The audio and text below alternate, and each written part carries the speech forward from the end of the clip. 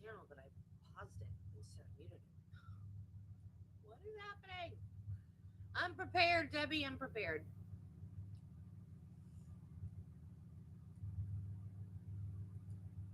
Okay, sorry.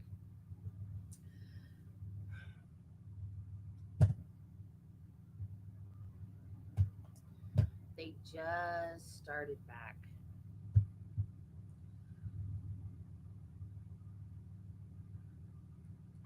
And man, when they start back, they start back. Like there's not any. They don't start recording until right up to the second.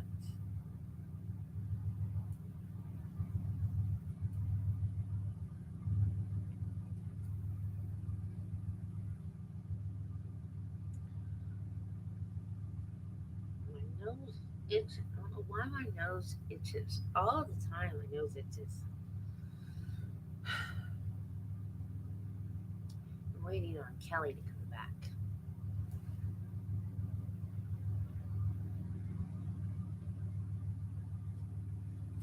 She she was here and said her cat is calling her. So you know how cats are. My cat does not like the door to her room closed. It's where I have my other Star Wars poster.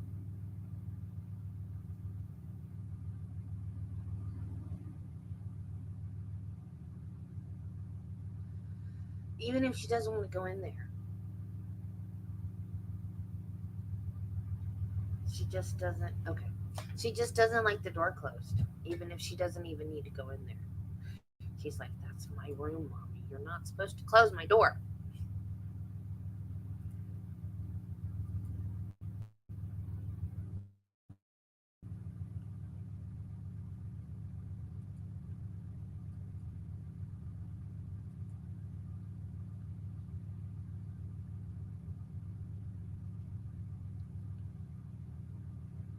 Welcome back.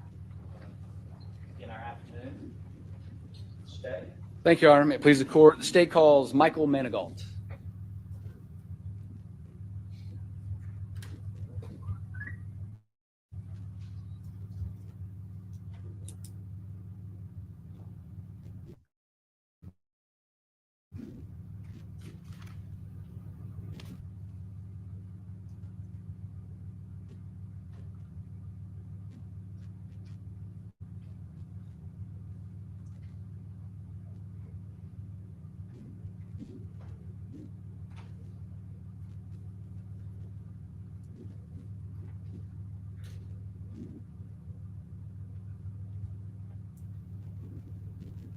Please stop at the end of the bench. Right back.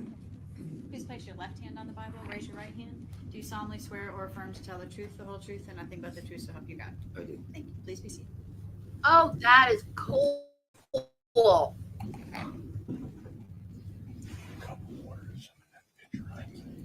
Oh, we're best friends now, Kelly. Please state your name for the record. Michael Manigault?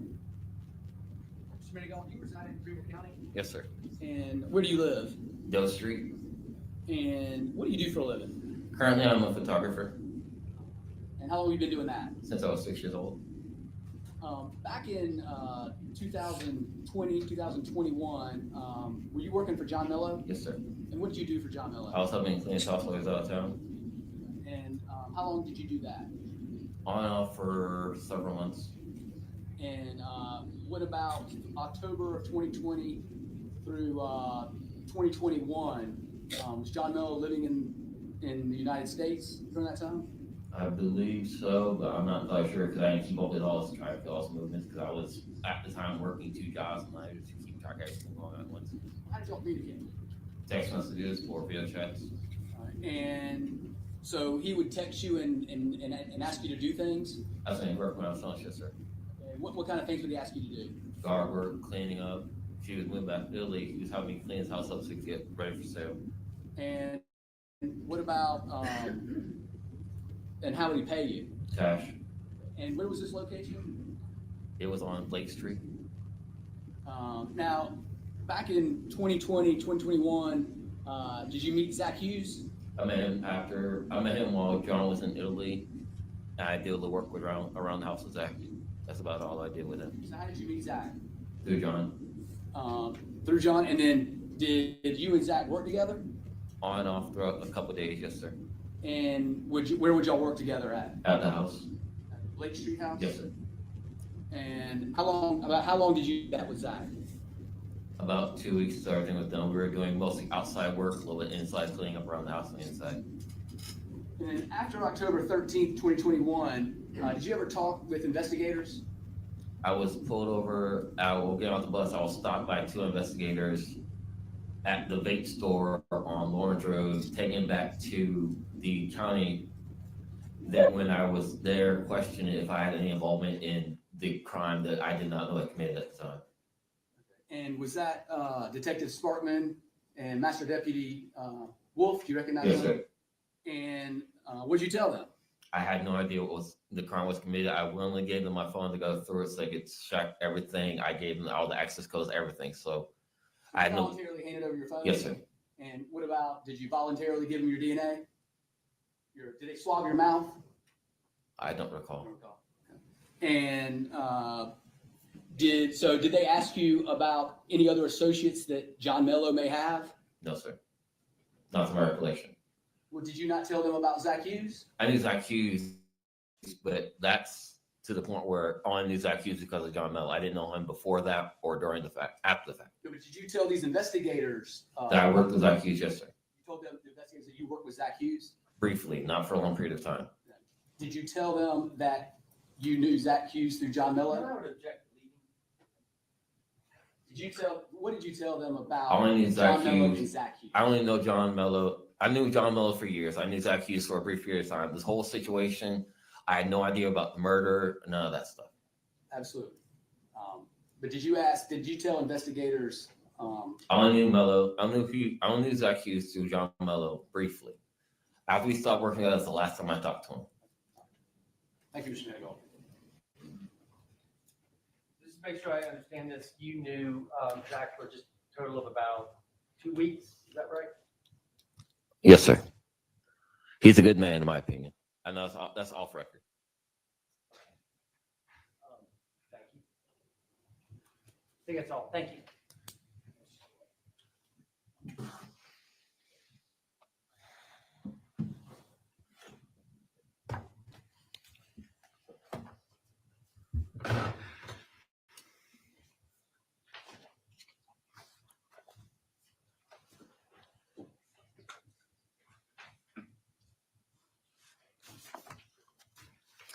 You're on the state calls, Master Deputy Blake Wolf.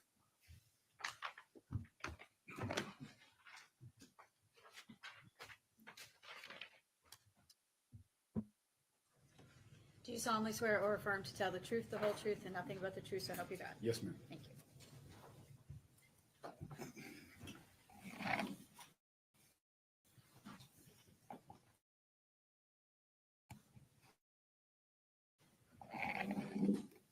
Please state your name for the record.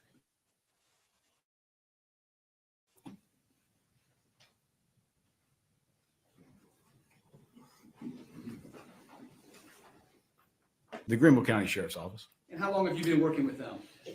I began working with the Greenville County Sheriff's Office in 2019. Before that, I was employed by the Greenville County Department of Public Safety for 7 years. And currently, I'm a master deputy assigned to Bravo. were you ever in Hunt? Yes, sir. How long were you in homicide? A little over 3 years. Did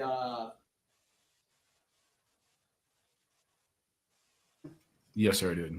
tell the story how you got involved in this case.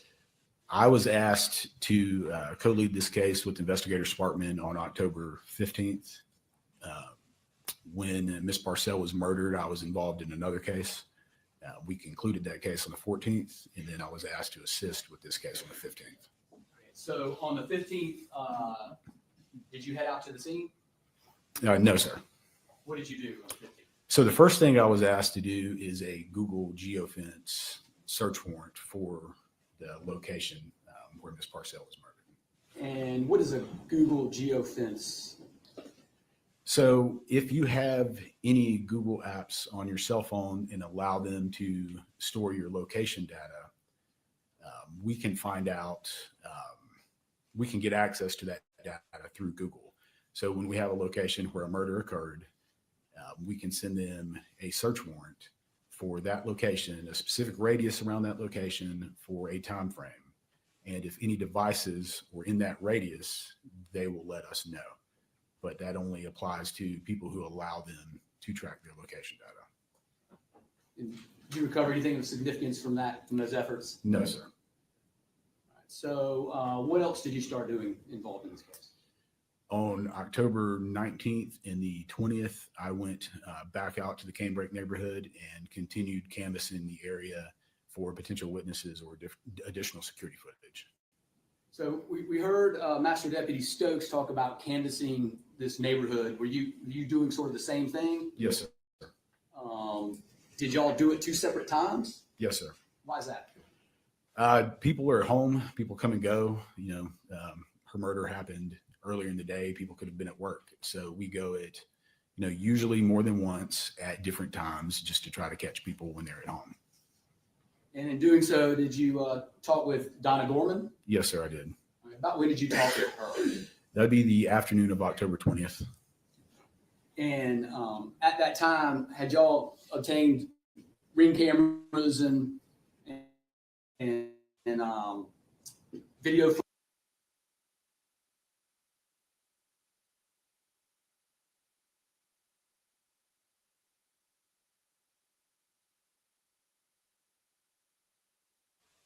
footage related to this case? Yes, sir, we had.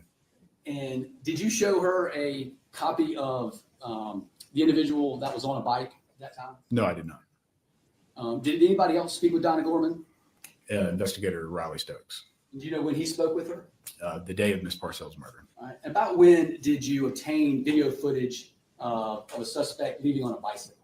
October 14th, I believe. All right. So after you continued to canvass the neighborhood, what did you do? I made contact with Miss Gorman and spoke with her. And then after that, what did you do? After that, it was on October 22nd that myself and Investigator Spartman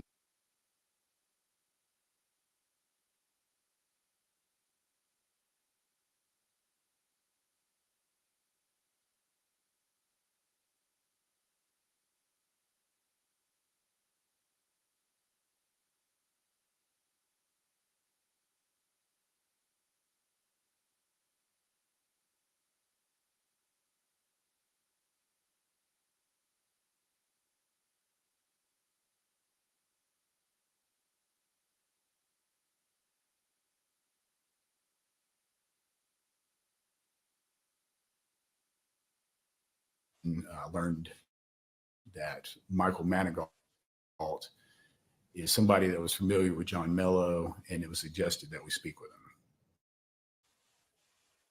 Locate Michael Manigault? Yes, sir. All right. And where did you locate him? So we were told that he rides the Greenlink buses. So we went around to some of their bus stops and we located him getting off a bus on Lawrence Road. And did you speak with him? Yes, sir, we did. Was that the gentleman who just testified? Yes, sir, it was. And did you have the occasion to obtain a DNA sample from him? Yes, sir. He gave consent. And where did you take that sample? It was in the CID interview room in the homicide office. Did y'all carry him down there, or did he meet y'all there? No, he doesn't have a vehicle, so he rode in Investigator Spartman's SUV. And down there, did you take a buccal swab sample? Yes, sir. All right. I'm going to show you what's been marked as Exhibit 111. Ask if you recognize that.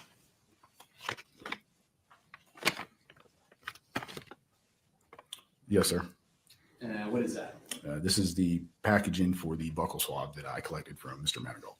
All right. And you like to open it? Yes. See what's inside of it. And inside states Exhibit 11. Yes, sir. This is the buccal swab I collected from Mr. Manigault, 2 of them.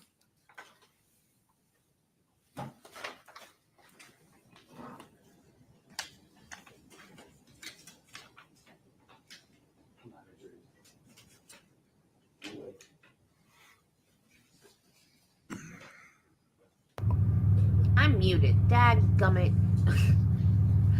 When they were talking about it with What did you do with those buccal DA, swabs? I placed them into our property and evidence room. hang on. When they were talking about it with the DA, the jury wasn't present.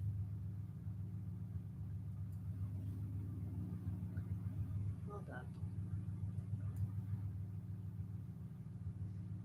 And I think if that's the motive for the murder, they should be allowed to talk about it.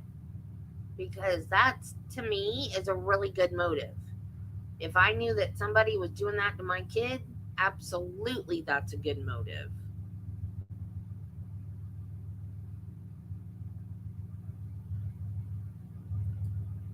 In the Daryl Brooks trial, because he opened the door, yeah.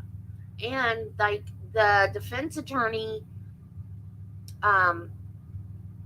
yesterday after Bradley Post got off the stand, the defense attorney stood up. Well, after the jury left, the defense attorney stood up and said, "I believe that he just opened the door, but you told me I couldn't ask those questions, so I didn't. But I'm putting it on the record that he opened the door." But the judge isn't going to let him ask.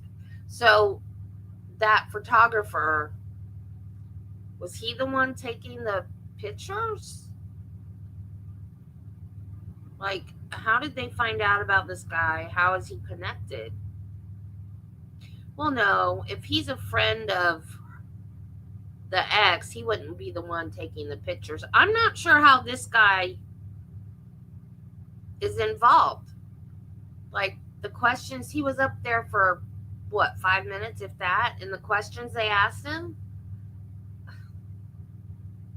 because that whole thing is left out, they're missing a connection, and it's making it kind of confusing.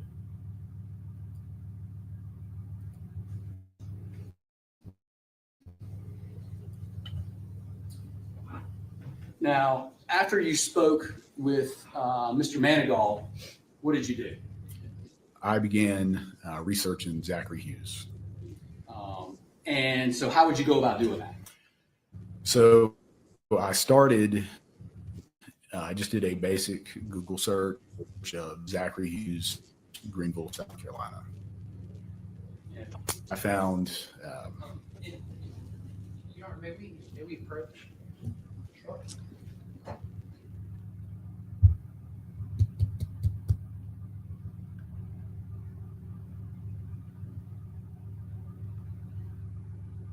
But how did they know to talk to this guy, Michael Manigault?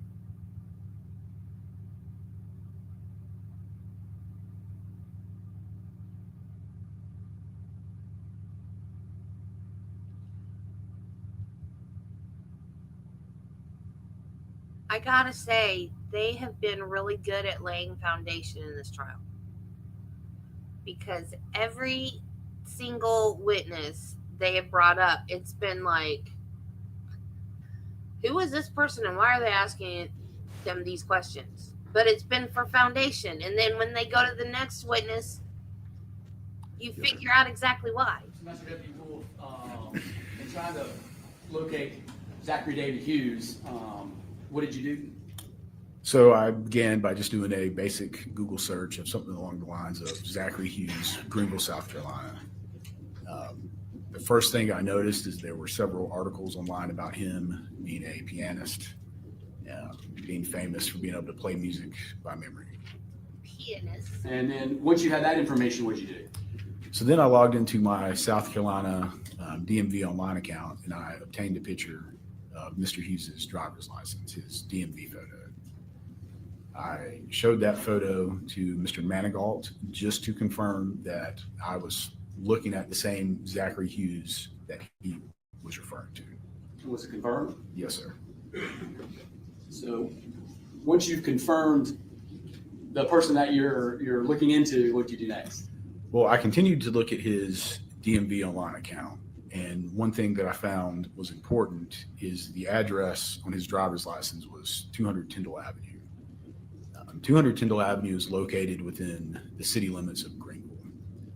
A few months prior to Ms. Parcel's murder, the Greenville Police Department had installed traffic cameras around the city. So since he lived in the city, I believed if he had a vehicle, there would be some photos on these traffic cameras of his vehicle.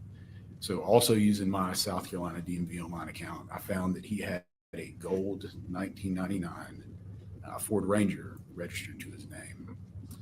So the city uses a traffic camera system. Some people call them license plate readers, LPRs for short, called flock. When you pass a flock camera, it takes a picture of your license plate in the back right side of your vehicle, and then it goes into a database that's searchable. So once I had Mr. Hughes' license plate from the DMV, I entered it into the flock system. At that time, flock had a retention period of 90 days, and I found 55 images of Mr. Hughes' vehicle. Now explain this, Jerry. So how many flock cameras are there around Greenville County? At that time, they were just in the city. I would say maybe 10 to 15. So we only had 10 to 15 cameras in the city limits. Yes, the county had not yet employed any flock cameras. And now you say you have access to this flock camera system. Is this a nationwide system or a local system? Yes, so Flock is a national company. They sell these traffic cameras to law enforcement agencies across the country. All right, so after you searched a car registered to Zach Hughes, what'd you find? So I found the 55 images of his vehicle during that 90-day retention period. I found 2 images the day of Ms. Parcel's murder.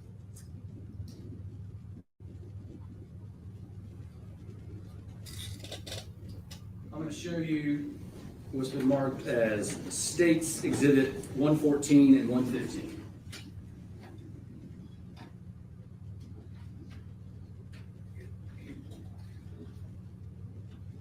I'm asking if you recognize those.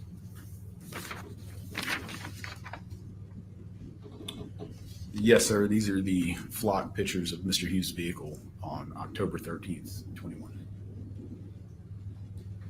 Your Honor, State moves Exhibits 114 and 115 into evidence. No objection. 114 and 115. Yes, sir.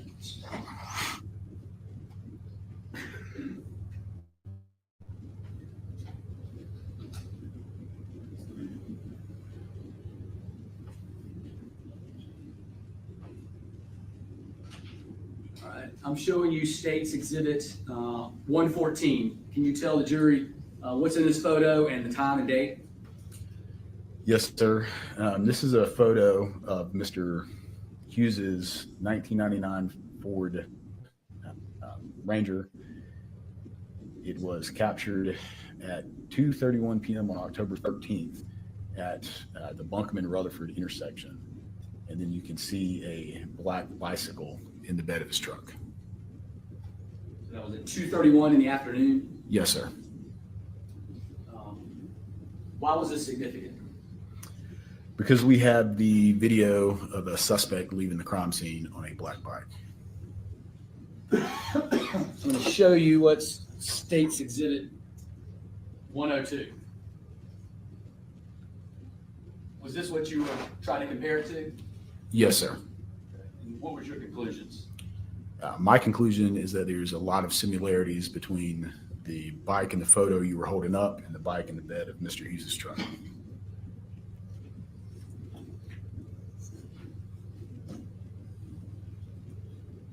And I'm going to show you States Exhibit 115.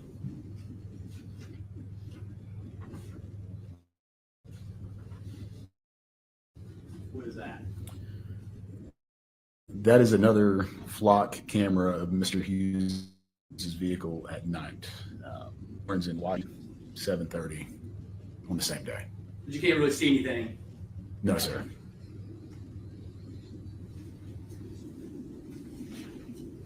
So as a result of that, what did you do? So after learning this information, I acquired search warrants for 200 Tyndall Avenue, Mr. Hughes's truck, his DNA, and his cell phone. Now, did you, after talking with Mr. Manigault and your independent research, did you learn where John Mello lived or had a house at the time? Yes, sir. Where is that? So he has a house here in Greenville in 12 Blake Street. And did you also look into the location of Mr. Mello at this particular time? Yes, sir. And were you able to confirm where he wasn't? Yes. We obviously had to consider him as a potential suspect. We were told at the beginning he was potentially in Italy, so we had to confirm that. Were you able to confirm that? Yes, sir. So you went and got a search warrant for 200 Tyndall. Yes, sir. Did y'all go out to 200 Tyndall? Yes, sir, we did. And did you execute a search warrant on that house? Yes, sir, we did. All right. Tell this jury how that occurred. So we started by meeting at a predetermined location a few miles from the address. And we had a deputy in a unmarked vehicle drive by the house to make sure Mr. Hughes was going to be there. Mr. Hughes was actually leaving the driveway at that time. So we waited at our predetermined location until he returned. Once he returned, we went to the house to execute the search warrant. And did you learn who, now, did the defendant own this house? No, sir. Did you discover or learn who the owners of this house were? Yes, sir. And who was that? Jeanette and Marshall Lynn. So how many individuals arrived on which day was this? This would have been October 22nd. So October 22nd. So about 9 days after the murder. Yes, sir. So tell us what happened when y'all arrived. So when we arrived, we sent deputies to the front of the house and then to the back of the house. Their driveway is located behind the house. You have to go down a side street to get to it. And I was one of the deputies that went to the back of the house. I parked directly behind Mr. Hughes's Ford Ranger. When we exited our vehicles, he was standing inside the house right in front of a double French door. When I first observed him, he already had his hands up. So, And did he have a cell phone? yes, sir, he did. Where was the cell phone? It was in his hand. And did you approach him or did he come out? No, we called him out to us. Yes, sir. And what did he do when you called him out? He complied. And what did he do with the cell phone? He put it down on the table he was standing beside, just almost directly inside the French doors. Did you secure that cell phone? Yes, sir. How did you do that? It was collected by another deputy and then transported to be downloaded. And where did they take that cell phone from? The kitchen table. Yes, sir. I'm going to show you what's marked as State's Exhibit 112.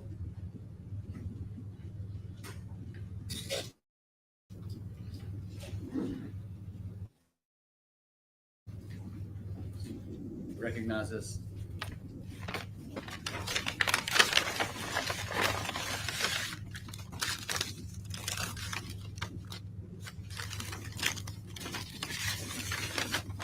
Yes, sir. This is the cell phone that we collected that belonged to Mr. Hughes.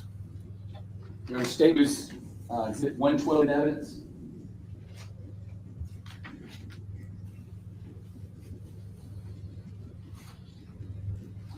No objection, Your Honor. X 112.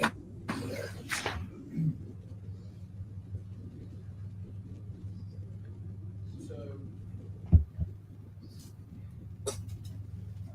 I'm going to show you State's Exhibits 116, 117, and 118.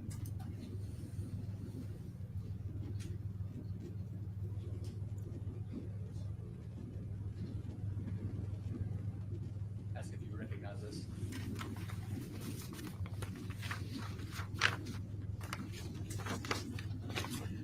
Yes, sir. These are photos of 200 Tyndall Avenue. Our state moves 116, 117, 118 as evidence. No objection. 116, 117, and 118, United States. So I'm going to show you State's Exhibit 117. What is that? That is the front door. If you're on Tyndall Avenue, you're facing the house. And was that where Zach Hughes was standing? No, sir. I'll show you State's Exhibit 116. What about that? That is the back side of the residence that leads to the area where we were parked. And where was Mr. Hughes standing when you? You can kind of see the French doors through there, but he was standing there. Yes, sir. All right, so did y'all effectuate the search warrant? Yes, sir. And did you? So what at this point? What is important to your investigation? So at this point, we knew Miss Parcel. What just happened?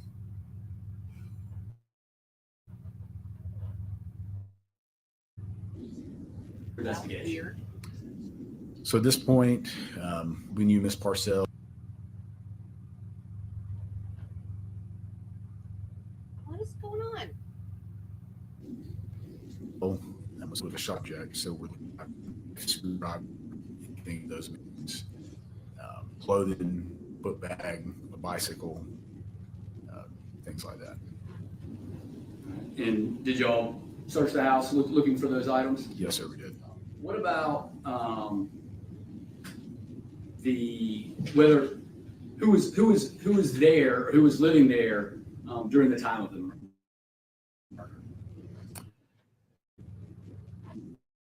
Mr. Hughes was living at the residence.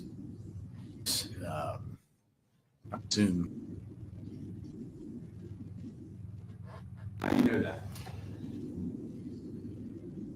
When we were able to access Mr. Hughes' cell phone, he was receiving pictures from the Winds while they were in Europe. Did you talk to the Winds? Were they compliant? Yes, sir. In terms of looking for a bike, did y'all locate one? Yes, sir, we did. I'm going to show you what's marked as State's Exhibits 119 through 125.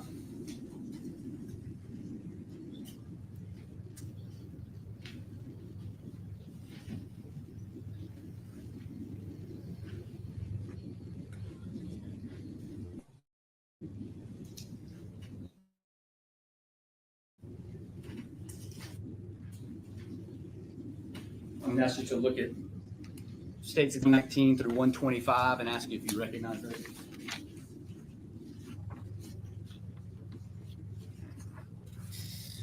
I don't know if he was renting or they were letting him stay with them out of the goodness of their hearts, but either way, can you imagine? And then they find out that he unalived someone? Oh my gosh. Yes, sir, I recognize these photos.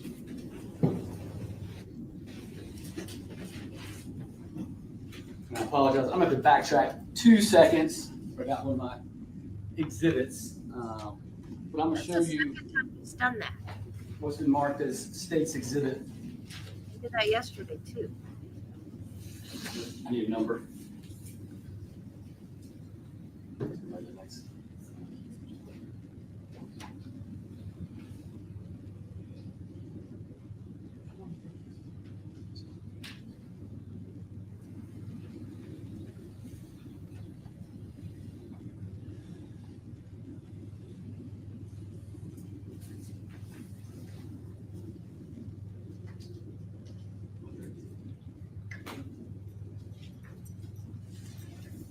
I'm going to show you State's Exhibit 132. Do you recognize this? Yes, sir. What is it?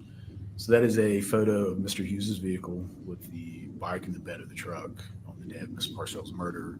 And then that is just a Google image of the Buncombe and Rutherford area where the camera is placed. State moves 132 in evidence. No objection. 32 comes to that. Now back to 210. Did y'all focus on the garage at some point? Yes, sir, we did. I'm going to show you State's Exhibit 119. I don't have a bike. I'm assuming bikes have serial numbers like all kinds of other stuff does. Is that the garage? Yes, sir. You got right on it. Are these in evidence? I'm not sure. I think getting ready to. Oh, okay, I'm sorry, I guess I- The other thing, all right. It's 119 through 125. 119 to 125. Defense position. No objection. Okay. Thank you, Your Honor. Thank you. We like a clean record. I understand. Thank you. A lot of exhibits, it gets confusing. All right, I'll show you State's Exhibit 119. And you said that's the garage? Yes, sir. Did y'all enter inside the garage? Yes, sir, we did. All right. I'm gonna show you State's Exhibit 120. And what'd you find inside? We found several bicycles inside the garage. Okay, were some bikes, well, explain the different bikes that you found inside. So there's some bikes, as you can see to the upper left of this vehicle that's, mounted on the wall. Several on the ground as well near that vehicle that were just dirty, dusty, look like they've just been sitting in a garage for a long period of time. They're not used regularly. And then to the right of that vehicle, you can see there's a bike sitting upside down on its handlebars and seat. That's a black bike that was very similar to the other two images we had. And it was pristine condition, perfectly clean. All right, so I'm gonna show you State's Exhibits 121. What are the bikes on the left there, or in this little? Yeah. Those are just some of the other bikes, the dirtier bikes that we found in their garage. Did those bikes look like they had been ridden? No, sir. Some of them had cobwebs on them. All right, and I'm gonna show you State's Exhibit 123. Yes, sir. That is the black bike that I mentioned earlier that was sitting upside down and was just very, very clean. When you say very, very clean, what do you mean? So compared to everything else in this garage, it's just a dirty, dusty garage. Things sit there and collect dust and dirt. And this bike looked like it just rolled off the showroom floor.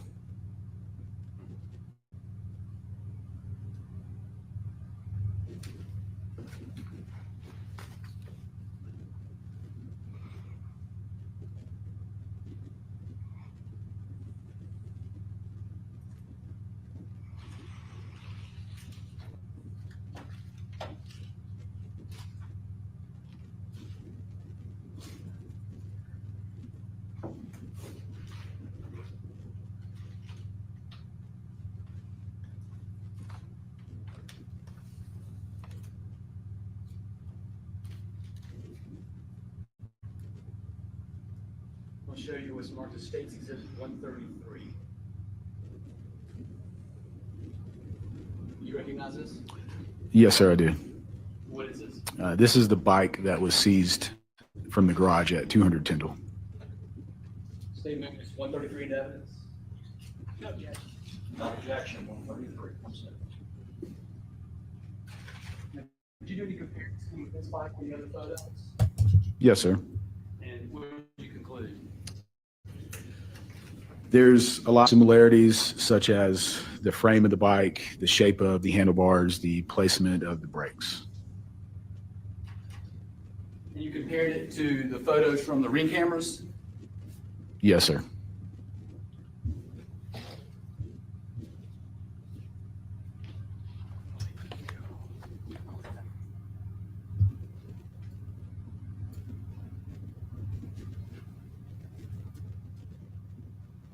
So, once y'all concluded the search of 200 Tyndall, what did you do next? The Ford Ranger was taken back to the crime scene unit's office, so I responded there while a forensic technician processed the vehicle. And then once you concluded that search warrant, were you able to locate another location that may be important in this case? Yes, sir. Tell us, jury, about that. Through phone location, we located a residence on Indian Flats Trail in Marietta that was also owned by Jeanette Wynn. And did y'all, in fact, go up to Indian Flats Trail? Yes, sir, we did. And did y'all get a search warrant for that? Yes, sir. And when did you get that search warrant? It was in April of 2023. Why did it take so long? The location data from his cell phone, we did not have his password, so the initial downloads were only partials. So when you obtained information that Zach Hughes might have been at that location, you obtained a search warrant? Yes, sir. So where is Indian Flats? It's in the northern area of Greenville County. And so how long do you think drive-wise would it take to get there? About an hour.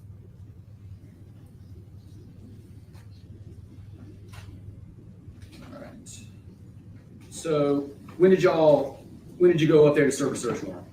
It was in April of 23, I believe April 14th, but I could be wrong on that date. And who went with you? Most of the homicide unit. Most of the homicide unit. And what were you looking for? So at this point, we still had not recovered a murder weapon or clothing that Mr. Hughes or the suspect was wearing at the time of the murder.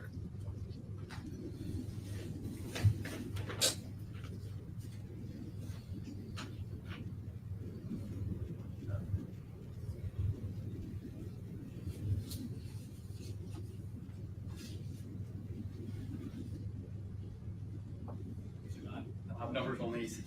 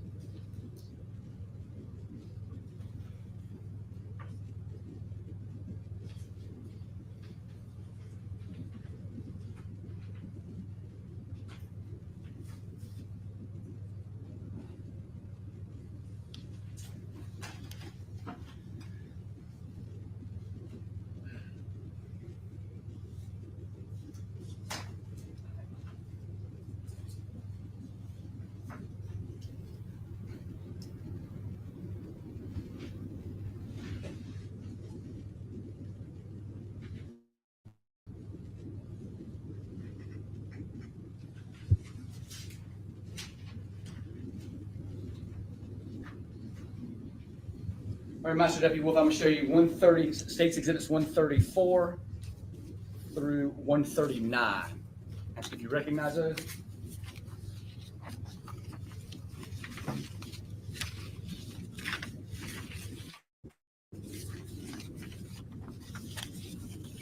Yes, sir, I do. These are photos of the Wynn's residence on Indian Flat Trail. Your state moves 134 through 139 in. No objection. All right, I'm gonna show you States Exhibit 134.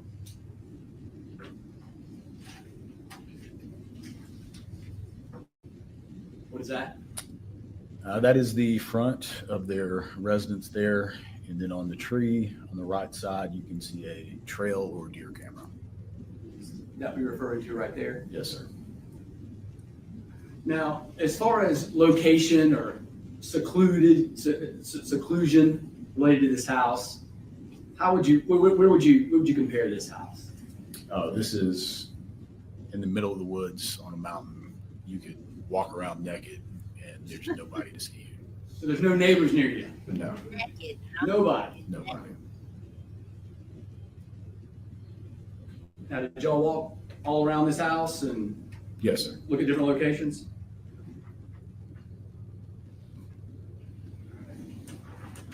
I'm gonna show you States Exhibit 137.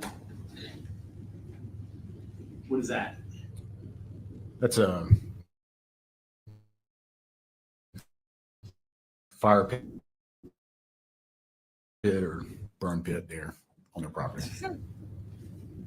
And then I'm gonna show you State's Exhibit 139. That is just one of their closets that was full of cleaning materials. Now, did y'all search the entire house Yes, sir, we did.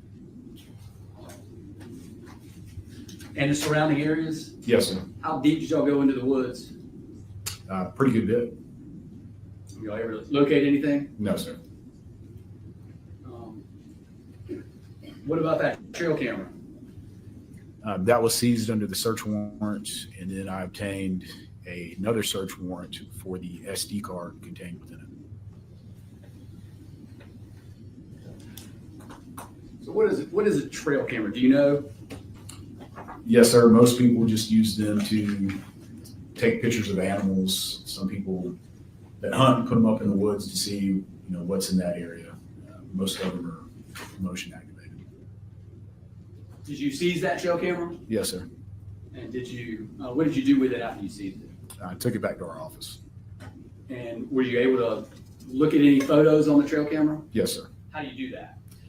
So the camera contained an SD card. I got a separate search warrant to remove the photos or search the SD card.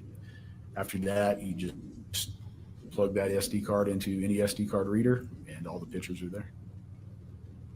And were you able to locate any photos on this trail camera? Yes, sir, I was.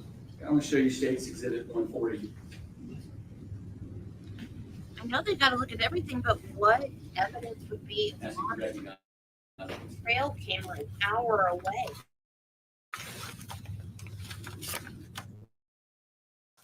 I guess I'm gonna find out. Yes, sir. The trail cam seized from a tree on Indian Flats Trail in Marietta. Objection.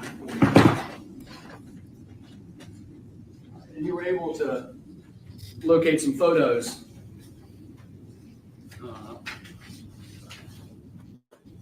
on that trail camera? Yes, sir. All right. What were those photos of? Zachary Hughes.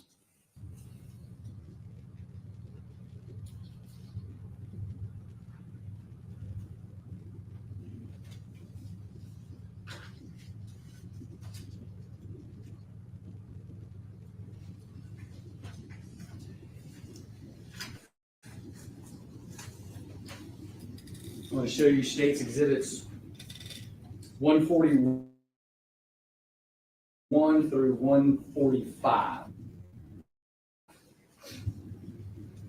Ask if you recognize those.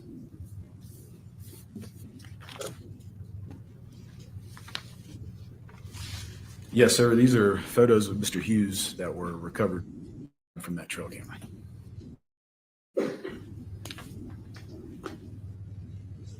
State moves 141 through 145. No objection. Objection. So I'm going to show you State's Exhibit 145. Mr. Hughes, And what is the date of that photo? October 11th, About what time? a little after 10 a.m. Was that 2 days before the murder? Yes, sir. Anything significant on here? Yes, sir. The hoodie or jacket that he is wearing is significant. Why is that? So you can see the outside is black. We have the individual in the bicycle riding away on a black hoodie, but you can also tell the top being folded out. The inside is a grayish color. The person who entered her house was wearing a gray jacket. It's reversible.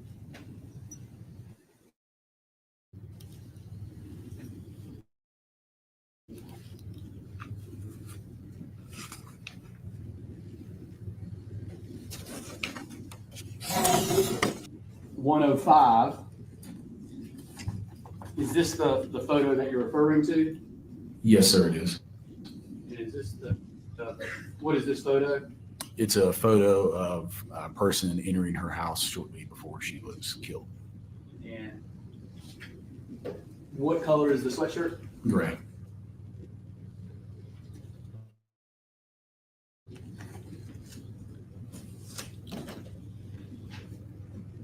I'm sure you see exhibit 141.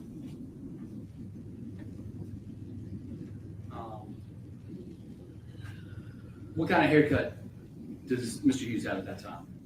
I don't know what you would call it. It's shaved on the side with looks like a long ponytail in the back. And what arm, what left or right arm is he carrying something? Left. And then States Exhibits 142. Is that a? Another picture of Mr. Hughes. And again, this is on what date? The same day, October 11th. And by States Exhibit 144. It's a zoomed in picture of Mr. Hughes on the same day. So that would be what Mr. Hughes looked like on October 11th of 2021. Yes, sir.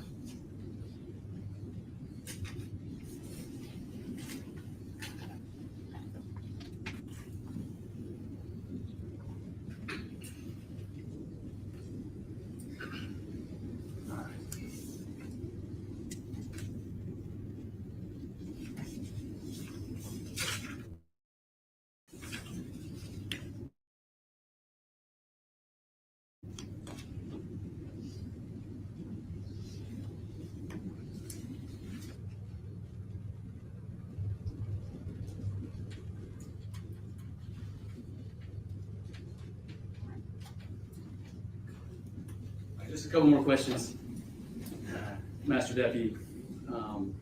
Approximately how far from that mountain house to the Canebrake location would it take to drive? I believe a little over an hour.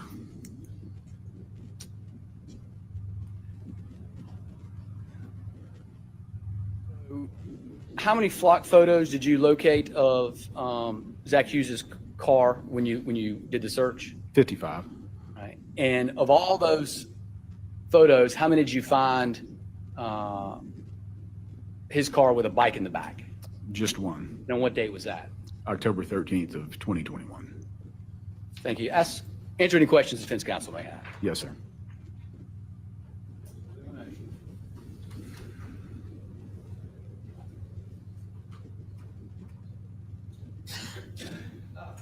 Deputy Wolf, you testified that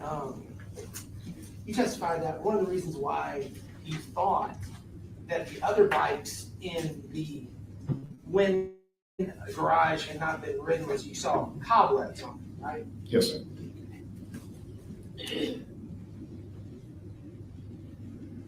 I don't see any cobwebs on this bike. Have you been riding this bike? No.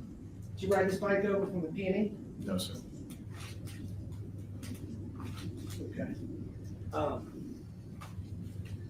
You talked about cleaning supplies. Do you live in a house or an apartment? A house.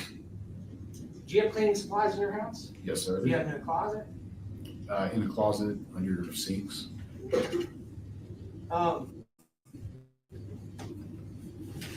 That's in relevance. You talked about, based on your investigation, you realized that John Mello was in Italy. Isn't it true he was in Italy and with Aida from October of 2020 until April of 2021? Isn't that true? And to the best of my knowledge, yes, sir.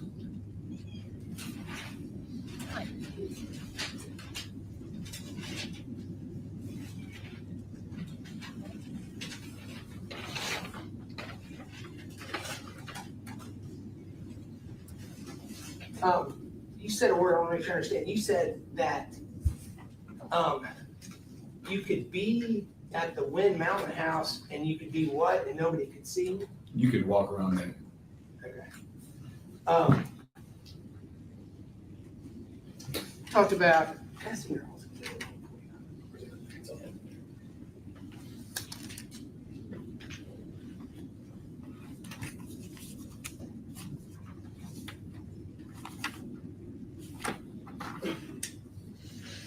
me show you State's Exhibit 144.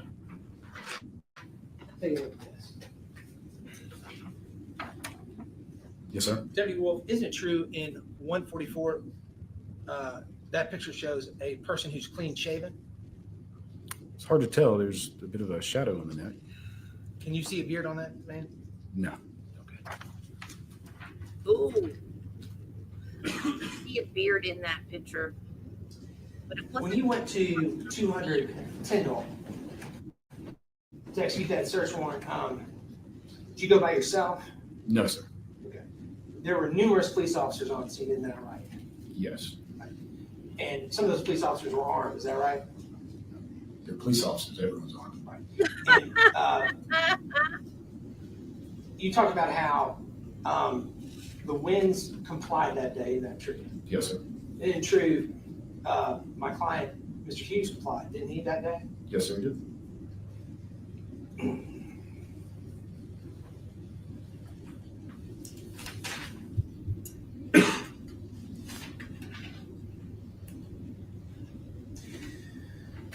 So you testified in 2021 you were working in homicide, is that correct? I was up there for a brief period of time to assist them. Yes, sir. And you said you're back on the road now in Bravo platoon? Yes, sir. Are you a supervisor in Bravo platoon? I'm a master deputy. I have several deputy twos that work under me as supervisor. Yes. Okay. And is there a sergeant over that platoon as well? Or There is. So how long, so I need to be clear, though, were you ever assigned to homicide? Yes. How long were you there? 3 years. And now you're back on the road, is that right? Yes, sir.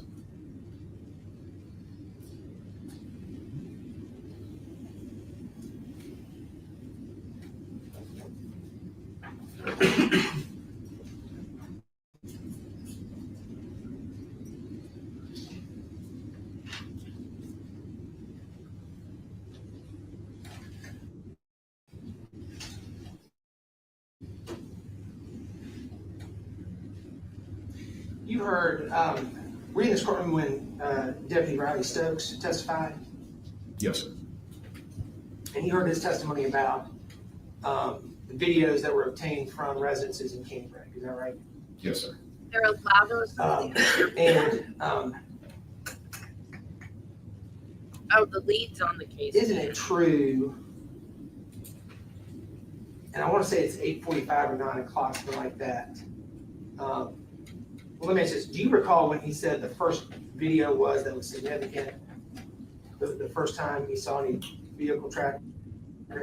I remember him talking about that, but I don't remember the time frame of that video. Isn't it true, though, that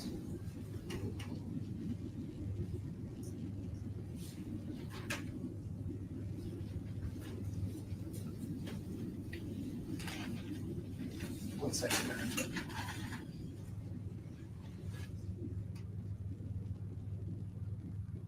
I don't know anything else. Okay, any redirect? What was the date of that photo that he showed you regarding the beard that Mr. Mormon showed you? October 11th of 2021. 2 days before the murder? Yes, sir. Thank you, Your Honor. And, Your Honor, just recross. You just testified on my cross-examination that you did not see a beard in that photo, is that correct? You can just see a shadow on his face. That's Okay, it. this is my question to you. Did you not just testify that you couldn't see a beard in that? Yes, I did. Okay, thank you.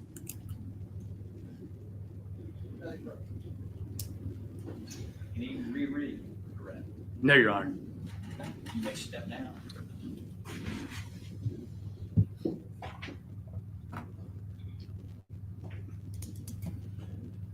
Please. State will recall Kalen Ford.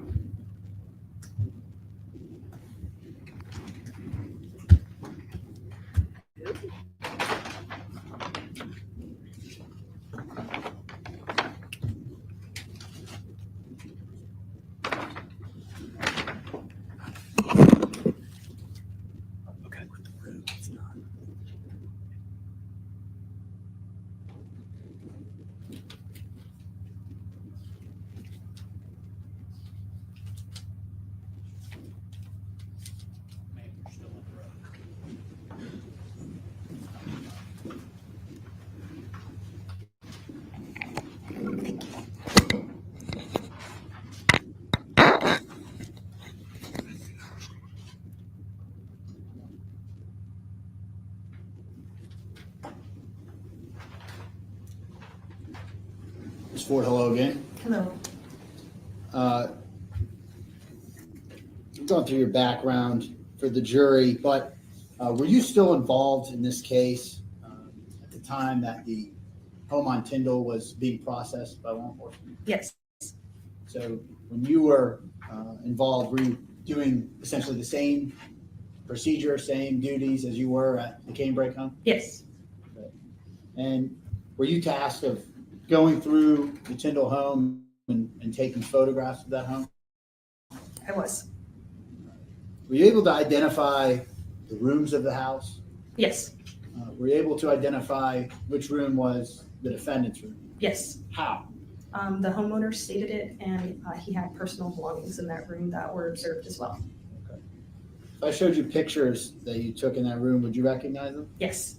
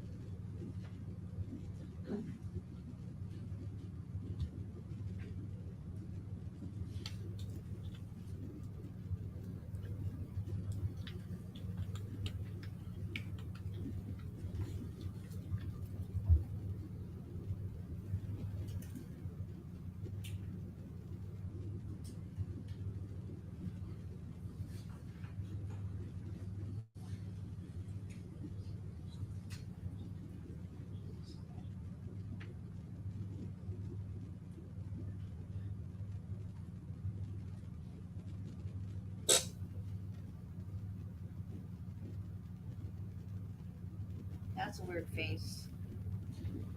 She looks like a little kid trying to hold her breath.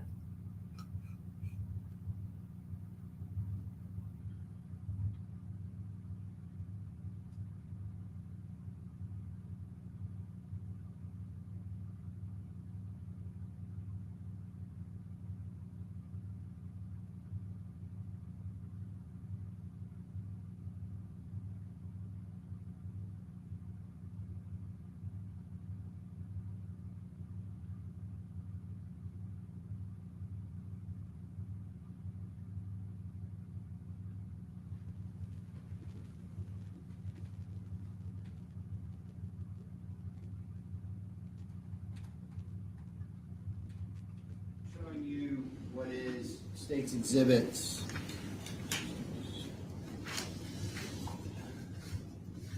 126 through 131.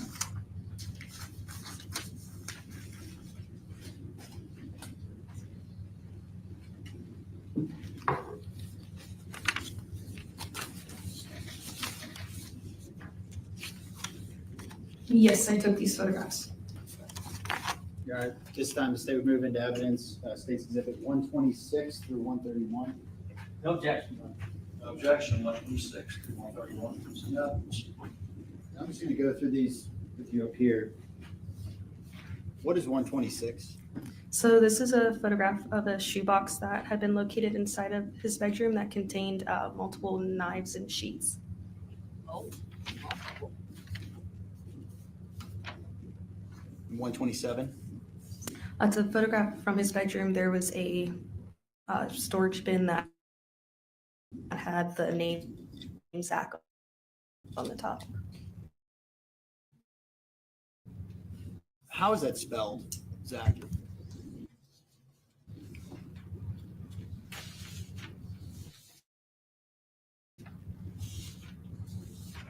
Yep. 129? This photograph shows a backpack and a pair of gloves, along with other miscellaneous items in the bedroom. They are being meticulous. They called her back. They're doing everything in chronological order.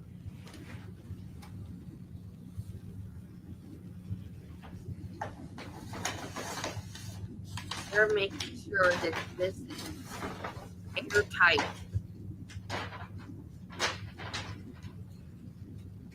Ms. Ford, were you involved at all with the processing of the bicycle that was recovered at the Tyndall address? Yes. And how specifically were you involved in the processing of that bicycle? Once the bicycle was located in the garage, I photographed it. I then sprayed the bicycle with Blue Star and took swabs of different areas of the bike before it was actually collected. Ooh. What is Blue Star? Blue Star is a presumptive reagent, a chemical reaction that can show the presence of blood. Are there any significant findings as a result of spraying the Blue Star? The bike illuminated on the handles, the seat, and the pedals.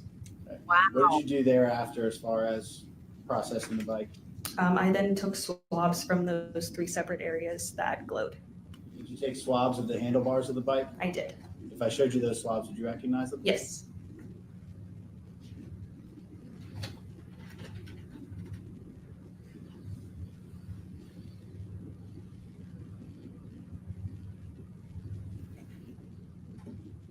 Showing you States Exhibit 98 and 99. Are those the swabs you used I know, for the right? handlebars of the bike? Yes. Are those your initials on each? Yes.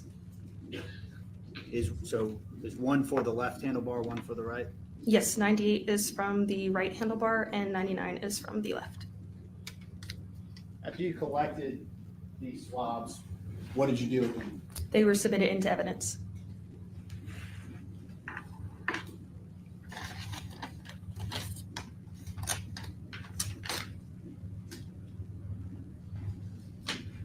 Ms. Ford, were you involved at all with the collection of evidence as it relates to the defendant himself? Yes. How exactly? I took photographs of him and I also collected his buccal swabs. If I showed you the buccal swabs you took from the defendant, would you recognize them? Yes. She said she found a box of knives, so maybe he thought the one he used would be disguised in the box of knives. He must not be a true crime thief, because that didn't work.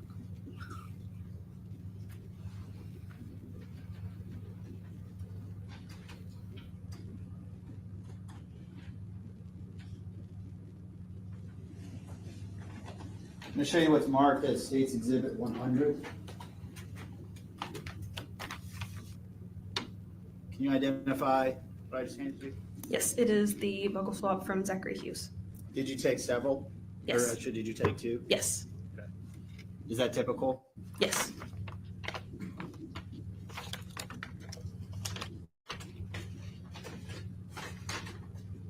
After you collected these buccal swabs, what did you do with them?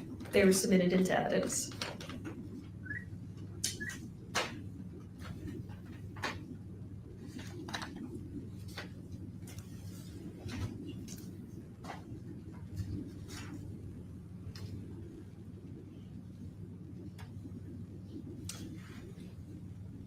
Ms. Ford, were you still involved in this case when John Mello returned back from Italy? I was. How were you involved specifically oriented towards Mr. Mello? So I responded to the Greenville County Detention Center where he was being held at the time. I took photographs of him and I collected his buccal swabs as well.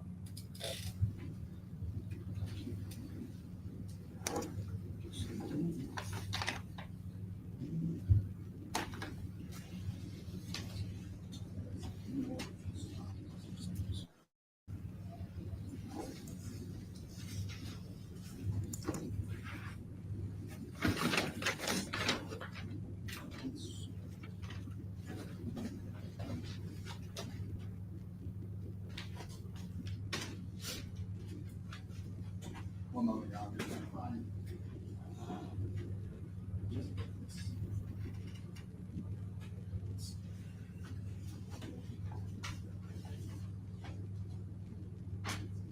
Oh.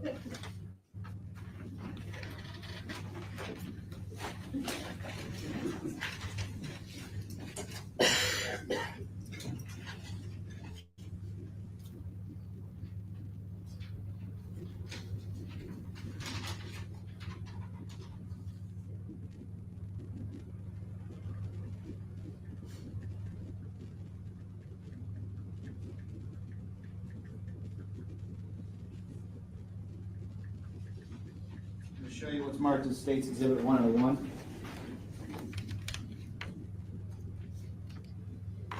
So these are the buckle swabs that I collected from John Mello. And there's two of them. Yes.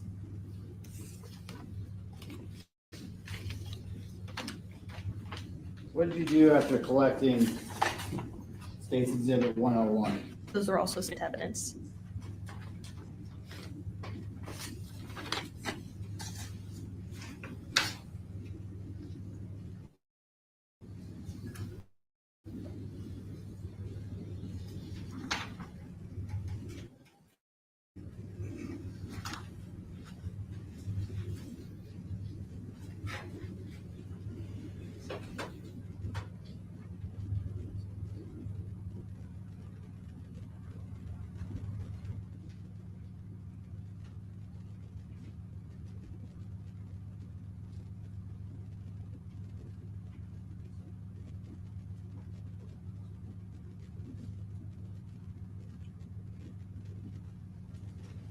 Just what I have no further questions for you.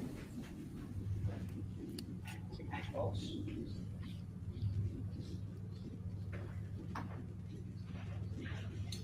No, we have no questions for this witness. Thank you.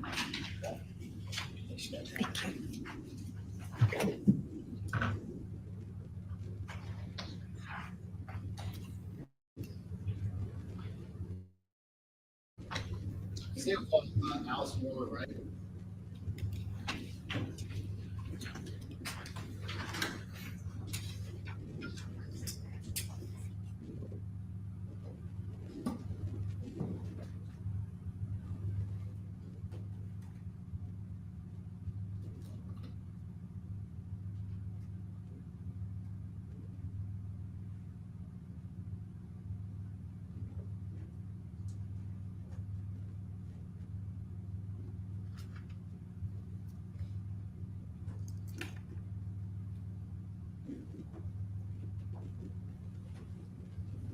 Please place your left hand on the Bible, raise your right hand. Do you solemnly swear or affirm to tell the truth, the whole truth, and nothing but the truth, so help you God? Yeah. Thank you. Please be seated.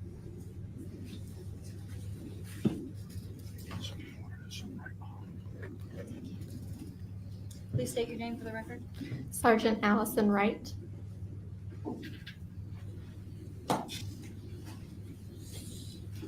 Ms. Wright, where are you currently employed? I'm currently employed with Greenville County Forensics. How long have you been with them? A little over 7 years. So were you employed with them in 2021? Yes, I was. And what is your specific, in 2021, what was your specific role with the Sheriff's Office? So I was with Greenville County Forensics. I was a field training officer. And could you explain a little bit about what your roles and duties were in that? As a field training officer, I went out with on calls with some of the newer employees and helped train them. And then I trained the newer employees as they came in. So that had to involve evidence collection and documentation? Yes. How are you involved in the present case? I was requested to process the subject's vehicle. Is that a 1999 Gold Ford Ranger? Yes, it is. Does that include taking photographs of that vehicle? Yes, I photographed the vehicle. What other, when you're processing this truck, what other things are you doing in going through it? We first photographed the vehicle and then we searched it, or I apologize. We photographed the vehicle and then collected DNA swabs. We did the door handles, the tailgate handle, steering wheel, typical places that you would normally touch. And then after that, we searched it to see if there was anything of evidentiary value. And then at the end, we used Blue Star to search for or detect possible blood. Now, was there any significant findings as a result of the use of the Blue Star? We did have a few areas that illuminated. And you say illuminated. Can you describe a little bit more as to what that indicates to you when you're going through and using Blue Star? So Blue Star is used to detect blood. It shows the possible presence of blood. So when we spray it, we have a dark room. We'll spray the area, and if it illuminates, it'll illuminate like a blue color. that will indicate that there's possibly blood there. And then subsequently is when you do DNA collection? So I swabbed for DNA on multiple items beforehand, but then if it does illuminate, I will also either swab or collect the item. Understood.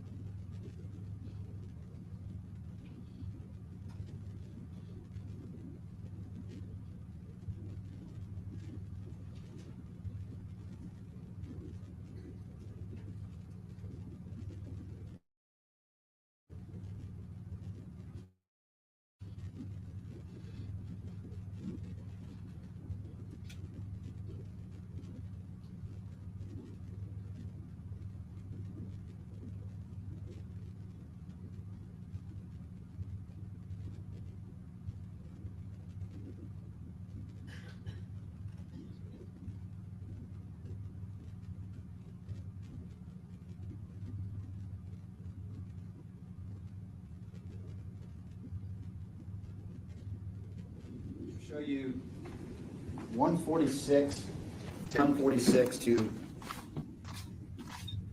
157 and 159 to 163.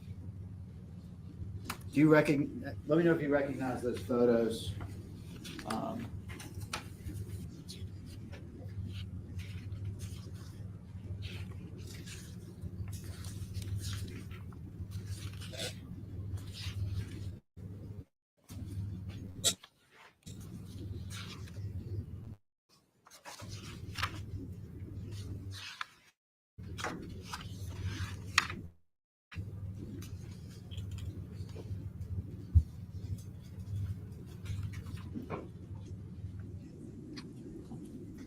Yes, I took the photo for it.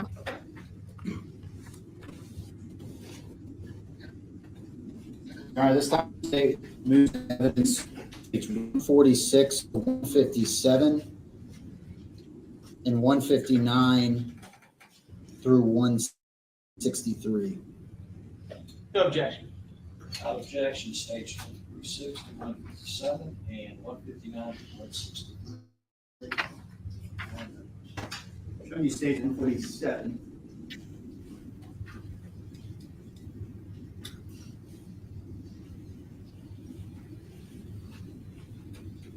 What is that? That is the vehicle at the incident location that technician Ford photographed.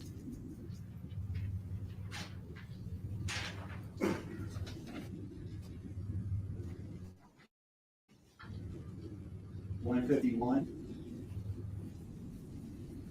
What is 151? That is the insurance found in the vehicle.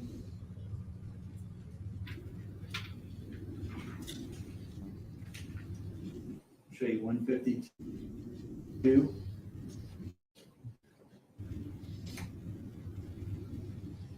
That is showing the truck bed of the vehicle at our vehicle processing bay.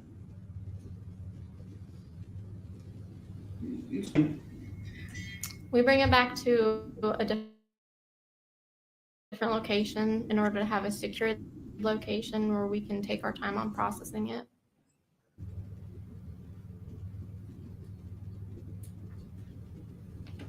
Can you show you states 154? What is that display? This is a picture of a gas can and ropes that were inside the toolbox in the truck.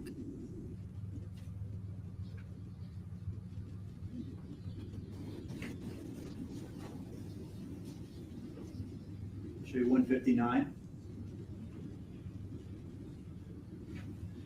What is that? Those are the items that were found behind the front seats, and there's a pair of gloves in there. To show you 160.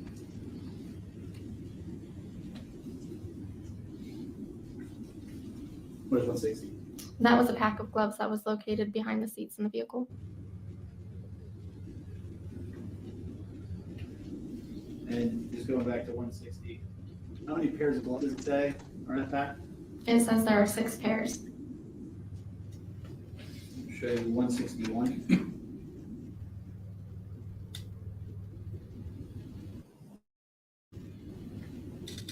There's 6 pairs of gloves in that. No, there were 5 pairs located.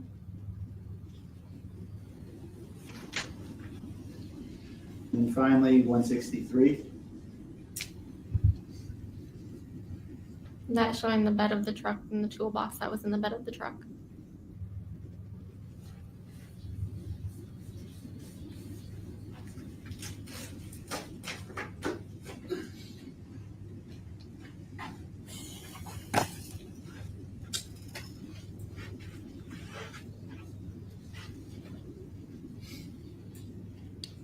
I'll talk just a little bit more about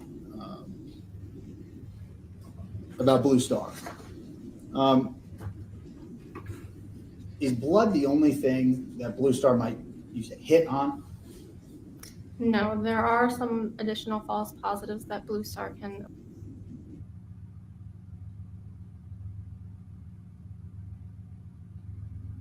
Why?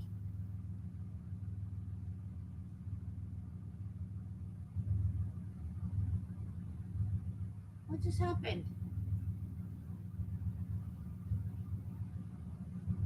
Did they go to sidebar? Like feed buffered, and now I just have the state symbol on my screen. Did they go to sidebar while it was buffering? I swear. My new internet is better than my old, but I'm still having problems.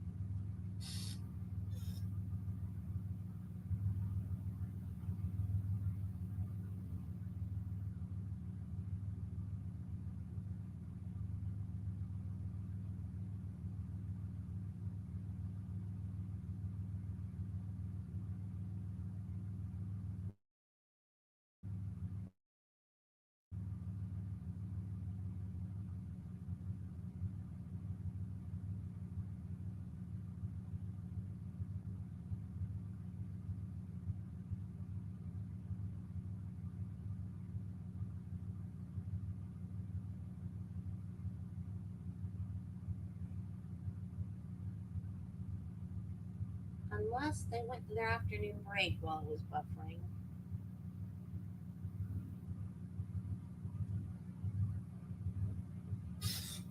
What the heck?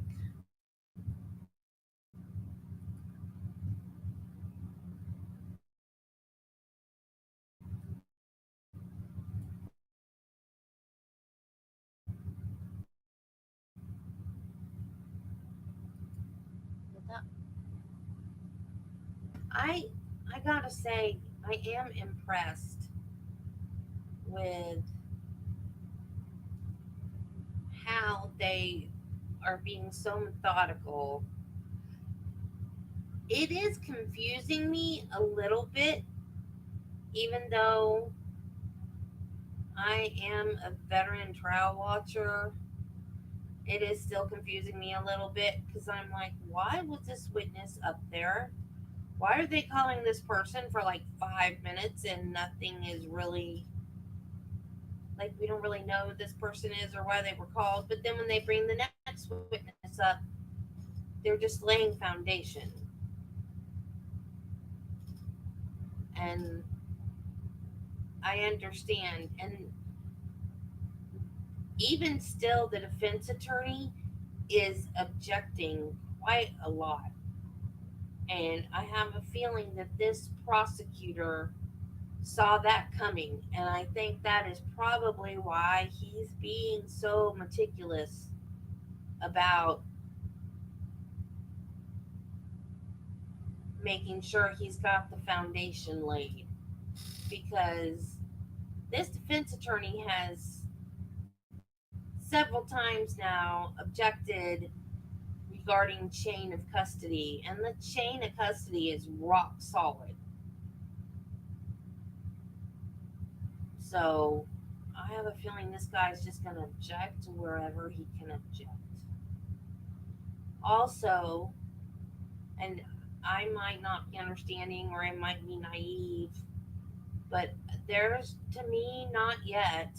I know there's going to be good evidence of the connection between John Mello and Zachary Hughes because there's over like 1,000 text messages between them, or WhatsApp messages. I don't use WhatsApp, so I'm not really sure how it works.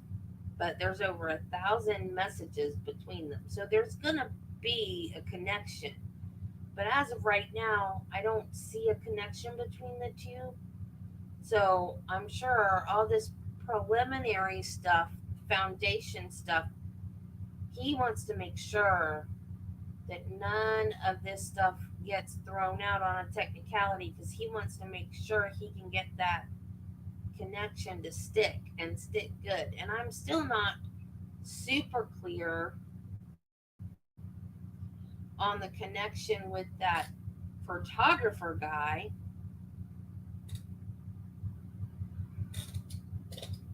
because like he said, he knew John Mellon, he knew Zachary Hughes briefly through John Mello. Did I say John Mellon? Thinking John Mellencamp, maybe. I don't know. But he knew him through John Mello, but only briefly, and he said he didn't know him afterwards. I'm assuming that he meant he didn't stay in contact with him afterwards or didn't have like a continued relationship with him afterwards. But like, I still don't know what the purpose was of meeting him or anything like that, or why the police zeroed in on him to talk to him. Like, I don't see that connection. But I assume we're going to see the connection eventually. But I do like that he's making sure all of his T's are crossed and all of his I's are dotted for appeal purposes. I had wanted to be a lawyer if I hadn't liked nursing. Like, that was literally the plan. Okay, I'm going to be a nurse. My mom was sick a lot when I was little, and she was in and out of the hospital, which is probably why I'm sick a lot and in and out of the hospital. Well, my hospital stuff is from when I had cancer, but the other stuff is the same kind of stuff that my mom had, some of it, because it's family stuff. So like the anti-inflammatory or auto-inflammatory or whatever they're calling it now. I think I got off easy because Like, a lot of the females on my mom's side of the family have fibromyalgia, and I do too. But they have like rheumatoid arthritis and lupus and Crohn's and all kinds of other stuff with it. I just have the fibromyalgia. Anyway, I'm getting off subject. Um,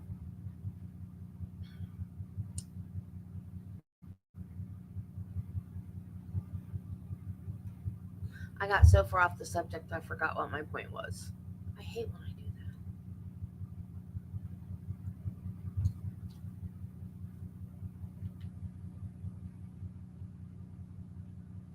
Darn it, that makes me mad. Now I'm embarrassed. I had a point and it had to do with the trial, but now I don't remember what it was.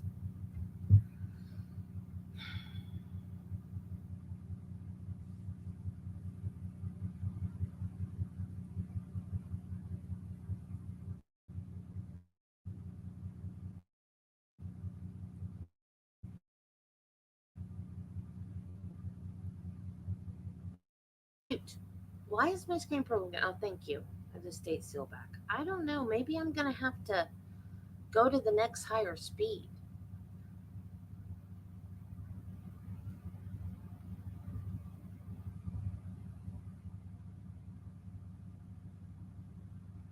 Darn it. That's going to make me mad now.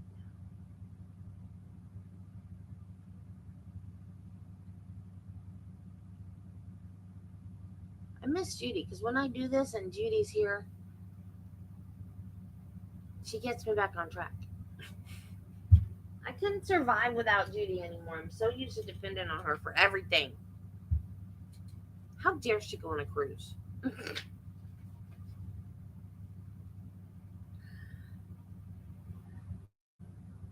I have to sew her cape on and make her arms. And I have a second one done. I'm making stuff. I have a bad habit of making stuff to give to friends. I need to make stuff to sell. That's what I'm trying to do, is make enough stuff so I can have a booth the next time my town has a festival.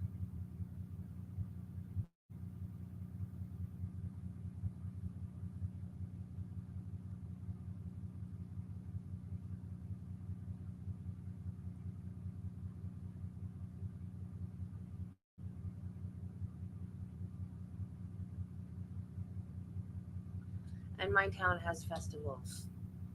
They're lame, but they have a lot of them. We went to the Christmas one, and now the one thing that was really cool was they donated bikes to kids for Christmas, and they had people donate bikes. I think some organization donated like new bikes, but they also let people donate old bikes too.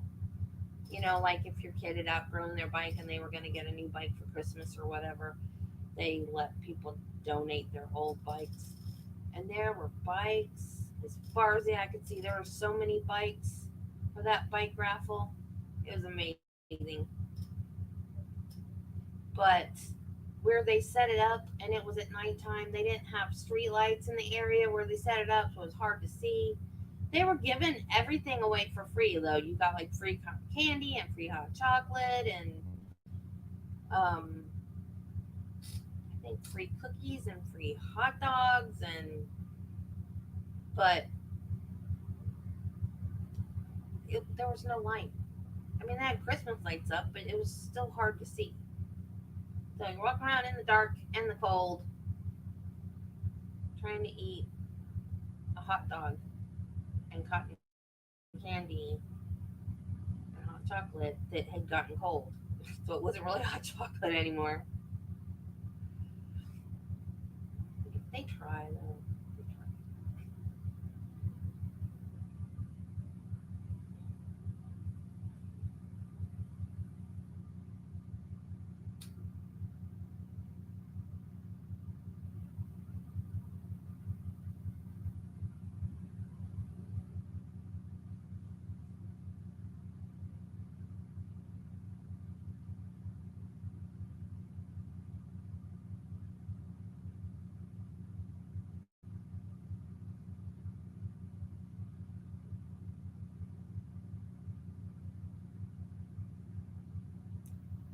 And I have some super cute patterns for Christmas ornaments. And every time I start working on those, I don't ever make enough to do the Christmas festival.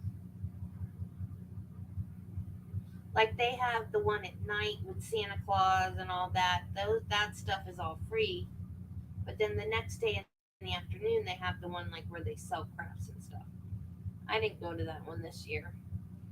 But I start too late in the year making the Christmas stuff. So it's my fault. And I don't ever have enough. I don't ever have enough Christmas stuff made.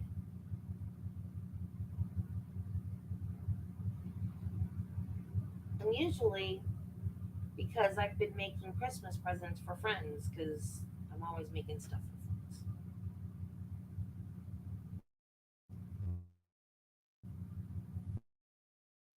friends. And last year I had two friends on baby stuff.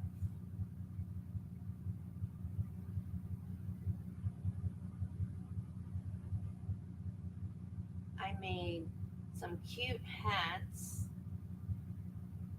maybe a year before last, and I put them all in. I made all different sizes.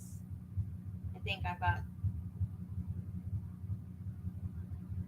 small, medium, and large, and they're like Disney themed. So there's a red and like a coral color, and it's got a red starfish on it. So it's like Little Mermaid themed. And then I have one that's red. I think it's red and blue, and it's got yellow accents on it and a red ribbon. So that's Snow White.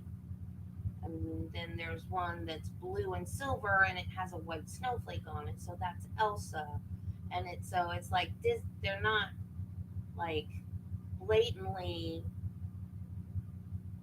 Elsa, but or the character, but they call Disney fashion like that. They call it Disney bounding because you're the only time you're allowed to wear costumes in the Disney parks is for the Halloween party. If you go to Mickey's Not So Scary Halloween party, you can wear costumes, but any other time you're not allowed to wear costumes, but you can wear clothing that is reminiscent of a Disney character, like the same color scheme or something like that. So those hats would be considered Disney bounding wear. I actually have a Disney bounding shirt. I wore it on stream the other day. Um, what day was that? I don't remember. It's a Mickey Mouse shirt. It's a long shirt. You guys probably couldn't see in the bottom anyway, though. It's solid black on the top, and it has like a little red skirt around the bottom, and it has white circles on it, like Mickey's buttons on his shorts. That's a Disney bounding shirt. So it's not like a Mickey costume, but you can tell that it's Mickey. So. But I'm starting to get very disenchanted with Disney. I haven't been in years. I like their classic stuff. The new stuff's not great.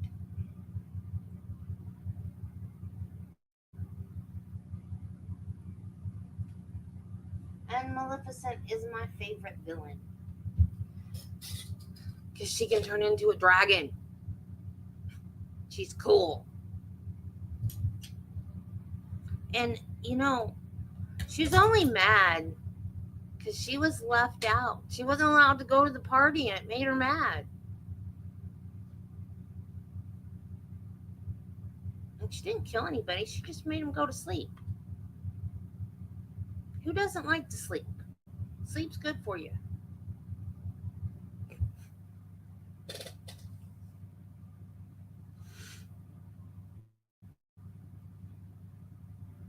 Do I still have anybody listening to me? I'm just rambling. Rambling.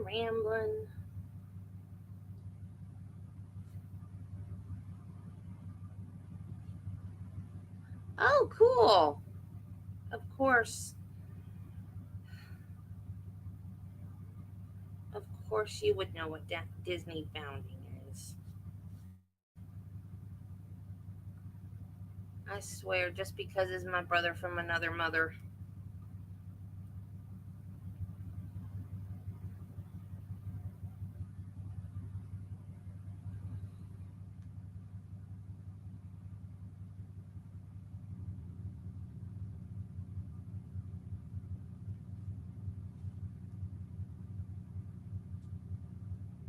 Why is my fan making a funny noise? Don't you go out.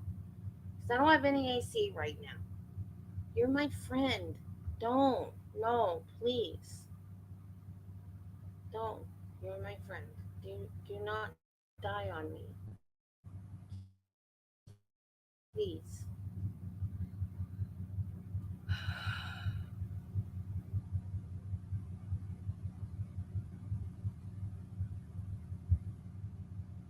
Well, now you're going to make me have to go back and watch the movie.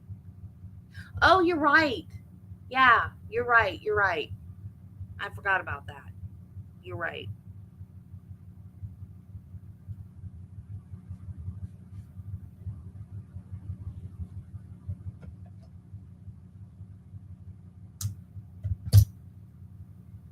Yeah, because she didn't get to give her what she really wanted to give her because she had to give her a gift that would keep her from getting hurt.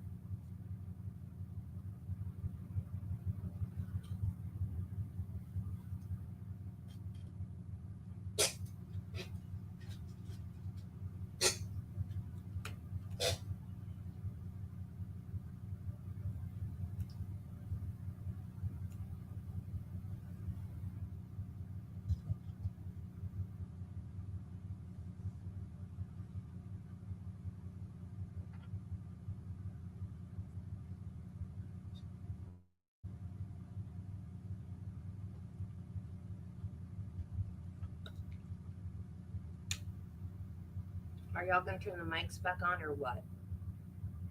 They turned the mics off too quick in this trial. I didn't hear him announce lunch. I don't hear him announce breaks. Next witness for the state. Thank you, Your Honor. State calls Vanessa Cormala.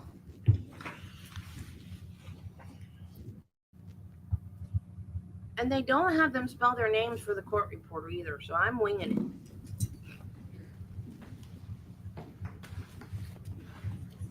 Do you solemnly swear or affirm to tell the truth, the whole truth, and nothing but the truth, so help you God? I do. Thank you.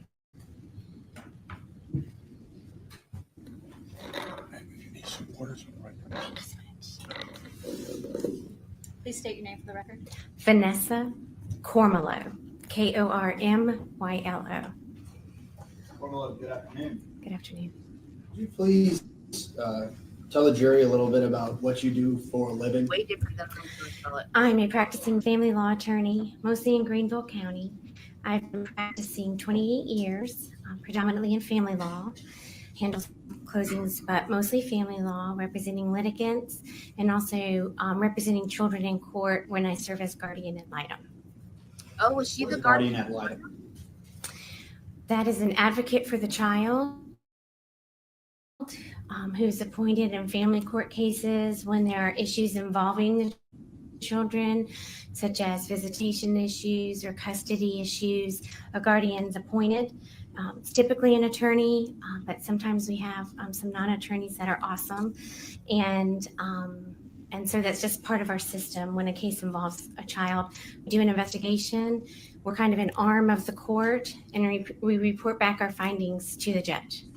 A lawyer, so that's like And why she how are you involved in this case, the state against Zachary Hughes?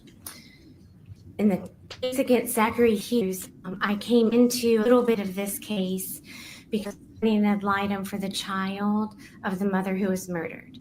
Of Christina Parcel Yes, and John Mello. yes.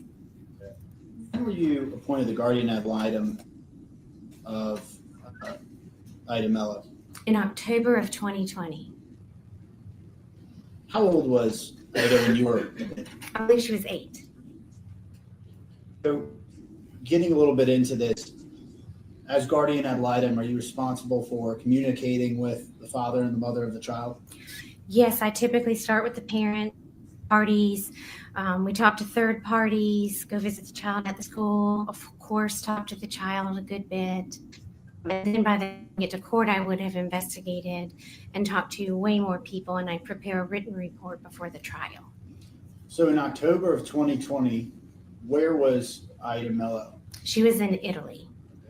So were you able to contact her while she was over there? I had her father's email address, and Mr. Mello and I would email back and forth. He did not necessarily cooperate in allowing me to speak with him or the child. There was one time I was going to get to speak with her. He wanted to script my questions, and I didn't want to put her in an uncomfortable position. So I waited to meet her until she came back. So I think you touched on it, but by what method would you communicate with Mr. Mello? Email only. Was Ida Mello ever eventually returned to the United States? Yes, in April of 2021, the Hague Convention, the international body that helps enforce different custody rulings, ordered that Aida return to South Carolina, and then the mother was awarded custody here by agreement. Okay. So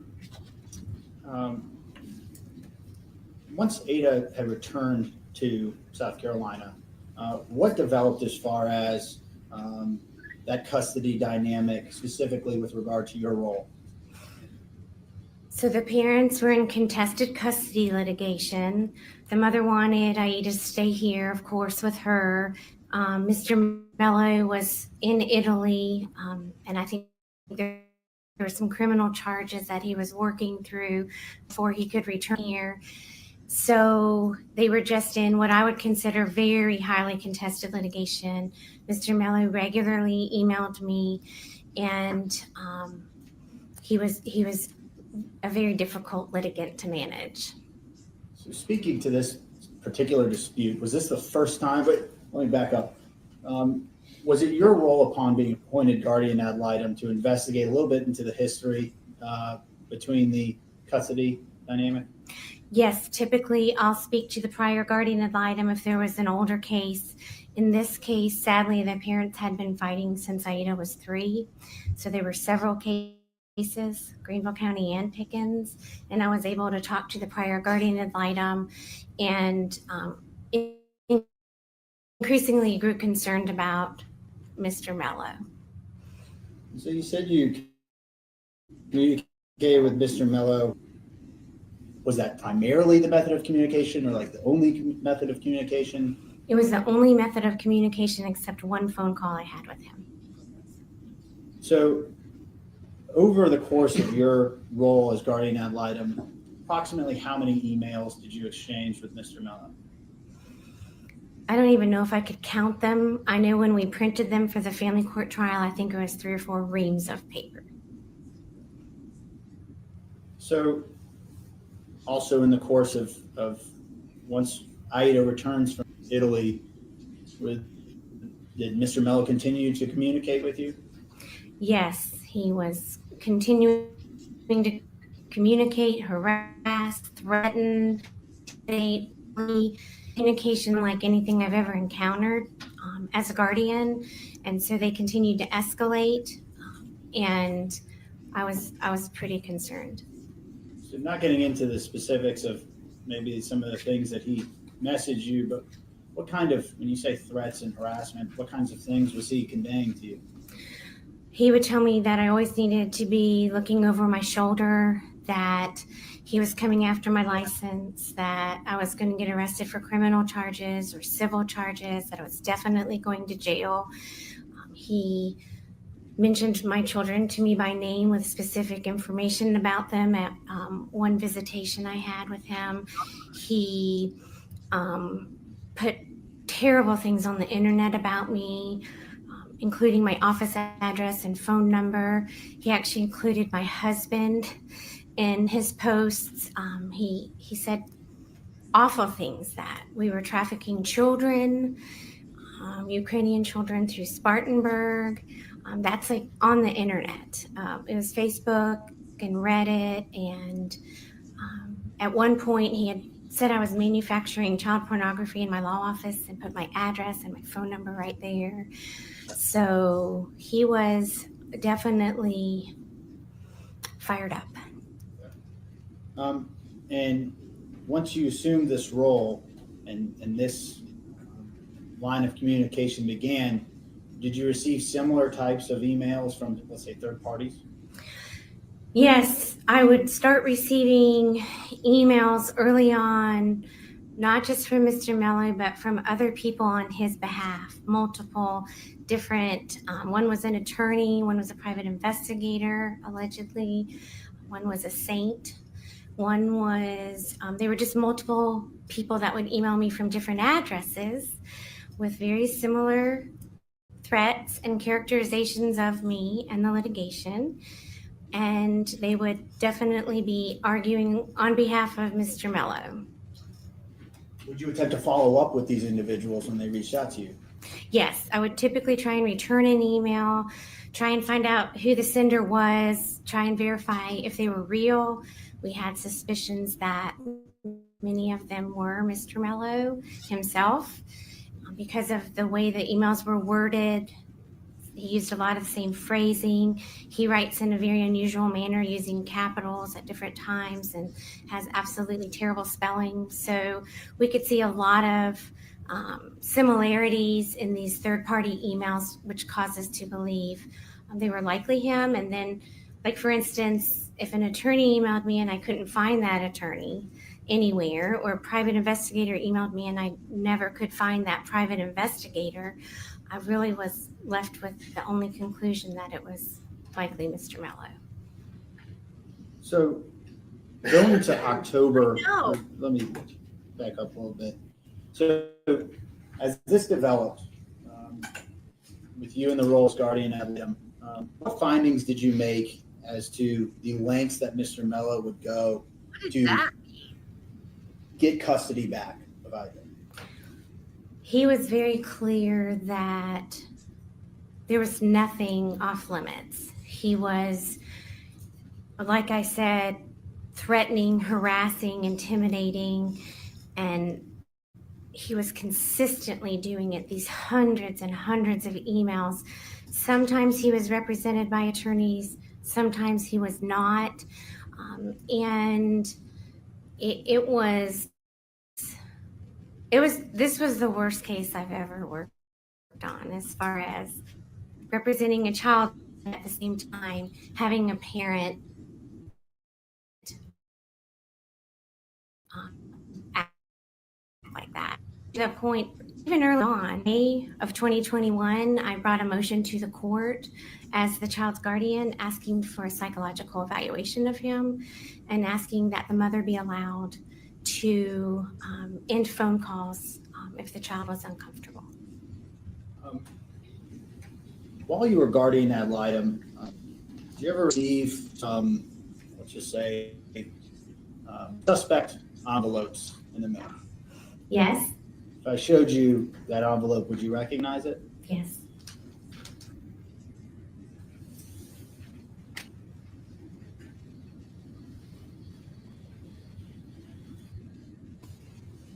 That poor kid. She's the only truly I'm innocent showing you what's marked as State's Exhibit 158.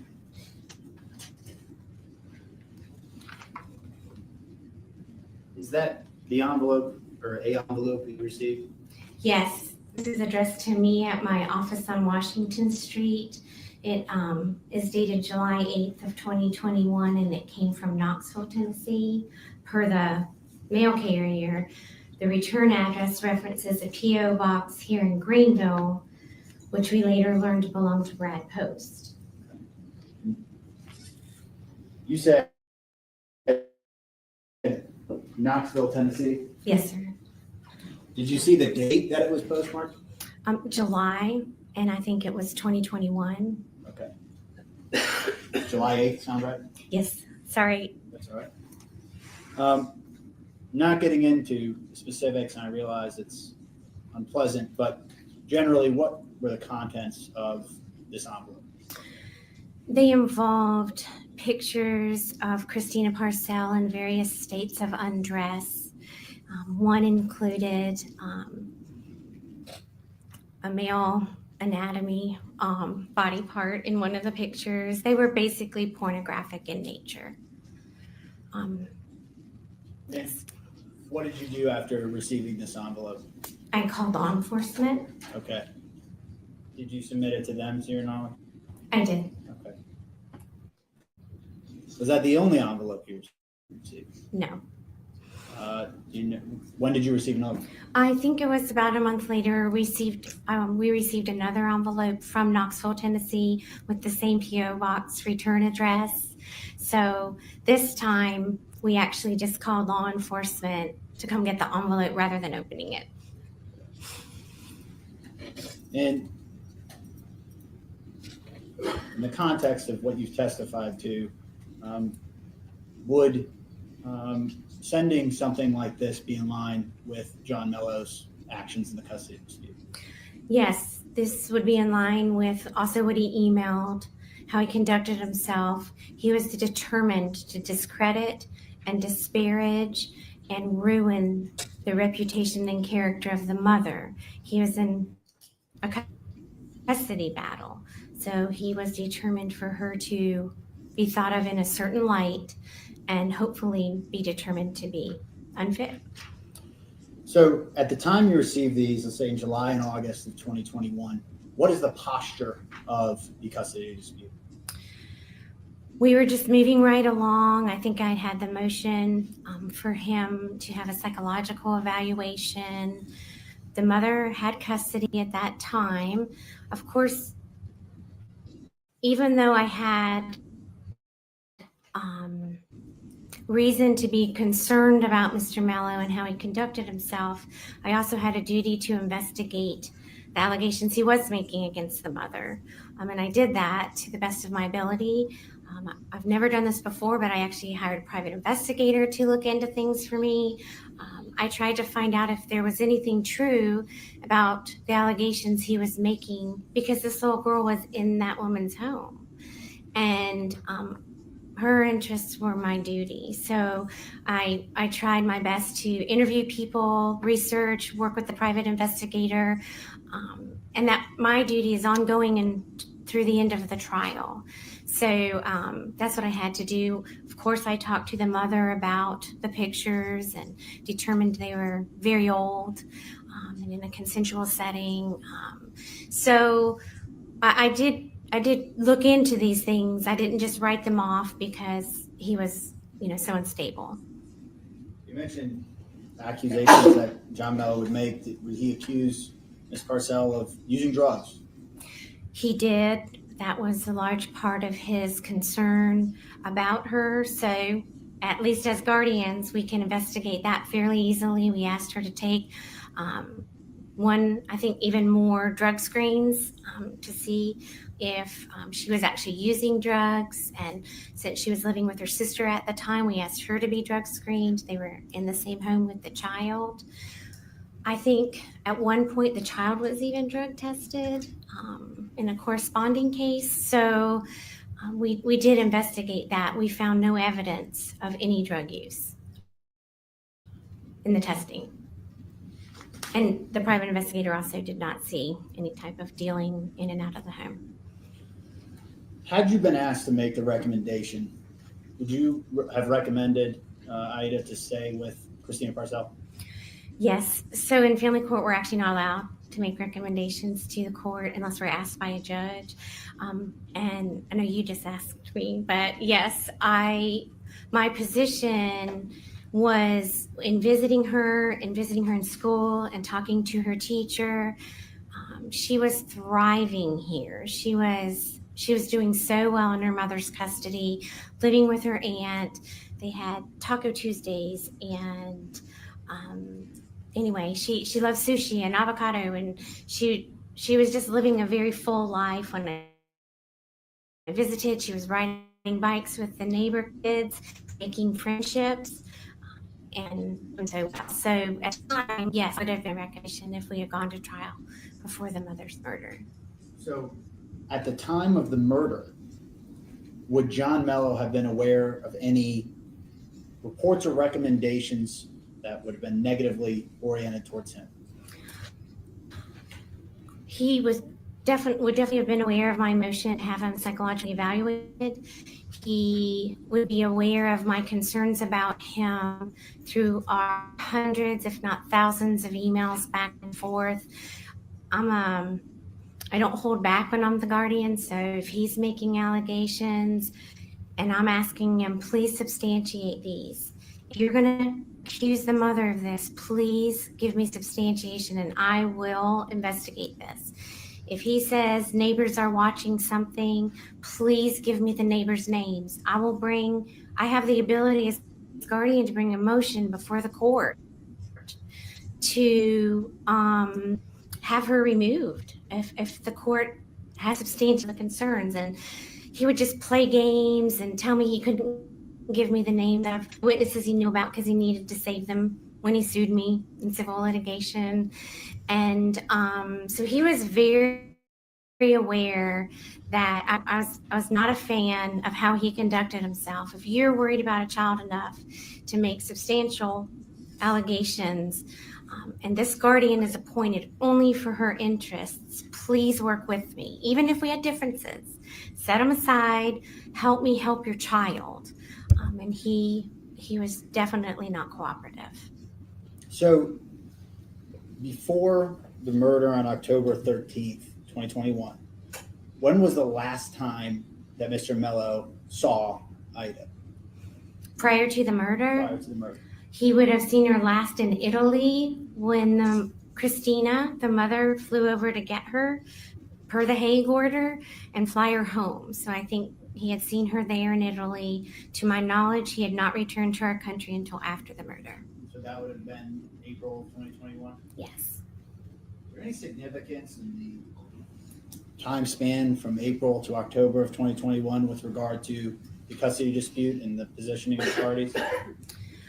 Well, in family court, we really look at how often you see your child. Are you supporting your child financially? And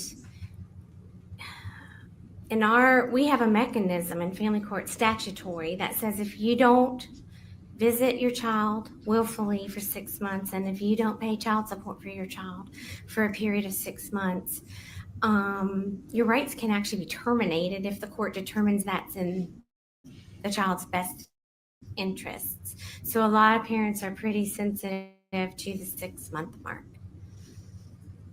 In October was that 6-month mark? Is that correct? That would be right. Do you know who the defendant is? I'm familiar with his face, yes. I don't think I've ever met him in person. Let's say prior to October 13th of 2021, did you know who he was? So when you're a guardian ad litem, both parents give you lists of character witnesses they would like you to interview in relation to their case. And so the first time his name would have been May 2021. And I received that through Mr. Mello's attorney at the time, as he was on a list of character witnesses for me to interview on behalf of Mr. Mello. Did he take any actions with regard to the custody situation? I'm speaking of Mr. Hughes. Did he take any actions with regard to the custody situation after the murder? After the murder, I'm not sure of. Okay. Before the murder, he prepared an affidavit to support Mr. Mello regaining custody of his daughter. And he also worked with local attorneys, helping Mr. Mello procure representation and in that line. I'm going to show you what is State's Exhibit 164.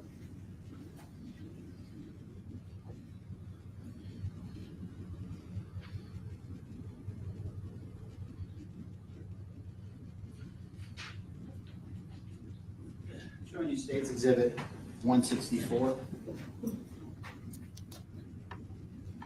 Yes, this is the affidavit he prepared for court. He prepared it in September of 2021, September 21st, which we thought was unusual because there was nothing pending at that particular time. And then in October after the murder, we were in court for a hearing about where Aida would live after her mom was murdered. And this affidavit was used in that motion. Your Honor, this time, the state will move into evidence, State's Exhibit 164. No objection. Exhibit 64 comes in. Thank you, Judge. So I just want to clarify this timeline here. So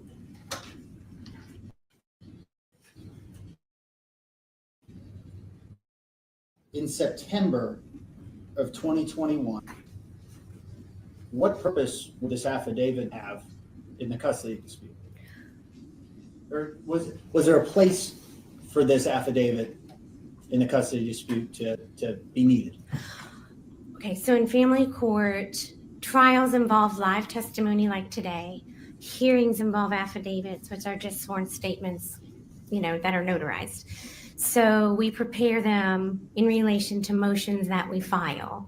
To my knowledge, there was no motion pending at the time that affidavit was prepared. And this was filed October 22nd of 2021. Right. And at that time, of course, after the murder, we all kind of filed what we could because you have a mother who's been murdered, a child who doesn't have her mom, and her dad's in Italy. And so her placement in custody was in question. So it's only I thought she was going to say her dad's an idiot.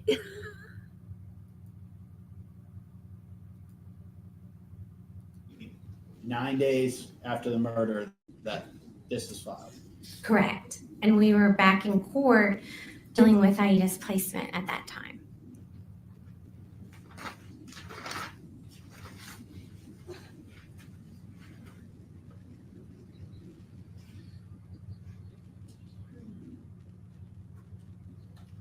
I want to go back briefly. Speaking of these emails you received from third parties, what were some of those parties, or those individuals, purported individuals that you could recall?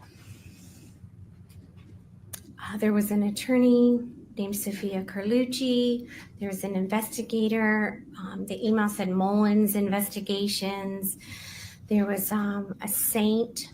I'm drawing a blank. I can't remember. It was a saint somebody. There was a guy who wrote me as a biker dude with a particular experience he wanted to share with me. And then there was a Mitch Rubin. I don't know what profession he was, but he actually emailed one of our judges in our case, and that's not acceptable. So specifically, My sir you said puts it all the time. Mullen Investigations. You received emails from this Yes, entity? Did you try to identify who that was? sure. I searched on the internet, tried to find any investigations, any investigator named Mullins, company named Mullins Investigations. Any success there? I could not find them.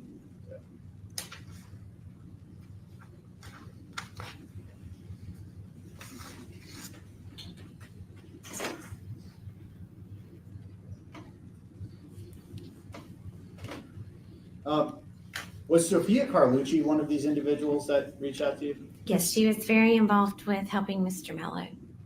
And I'm looking at these emails that you received specifically from Sophia Carlucci. Did you notice anything peculiar about any of those emails that helped identify who might have sent them? Sure. As attorneys, we kind of have a bad rap, but we try to actually be civil toward one another for the most part. She was not civil in any way. She's never met me. She's writing these hateful communications, very insulting, very similar to Mr. Mello's tone. And a lot of times some of the phraseology would be identical to how Mr. Mello would address me and email me. I tried, and sometimes I would try to see if the sheriff's office could help with tracking the emails, but if they were from proton.com or there were other ways we could never really seem to trace them, and I'm not really good at that computer forensic stuff, but I could never find the source of the emails. But my suspicion was a lot of them seemed to talk a lot like Mr. Mello. Did he ever mistakenly send one from one of those, send an email from Yes, there was an email one time from from John, I think, in Sophia Carlucci's email. So it's like he was emailing me, but he used Sophia Carlucci's name and information. Oh, Thank you. I have no further questions for you. Cross-exam.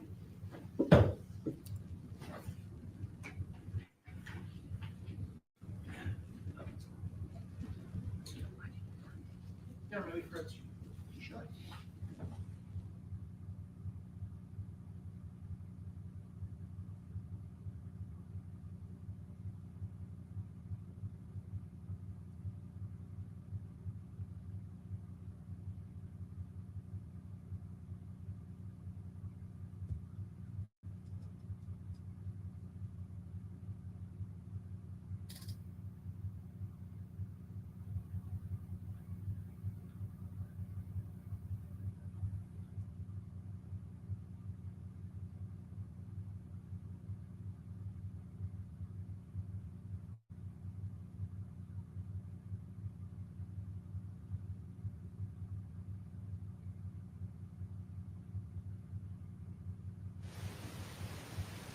I'm going to ask you to step out. I have a matter I need to take up with the attorneys. can we hear Here we this go. time, please?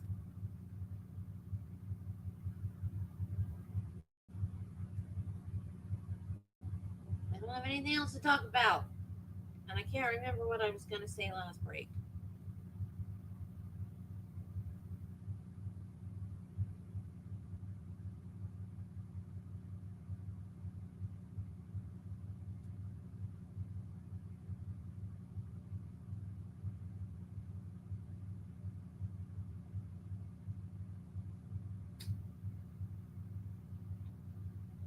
It had something to do with me wanting to be a lawyer. I don't remember what I was going to say though.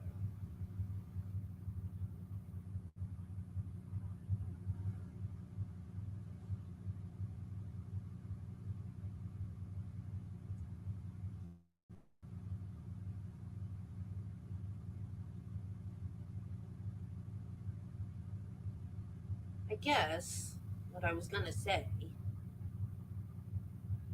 was that, yeah, they're not going to let us listen. I wanted to be a lawyer if I hadn't become a nurse. Like, my mom was in the hospital. I think this is what I was going to say. My mom was in the hospital a lot. So we would go visit her, and I would be mesmerized by everything that was going on. And I would ask questions. I wanted them to tell me everything they were doing and why they were doing it. And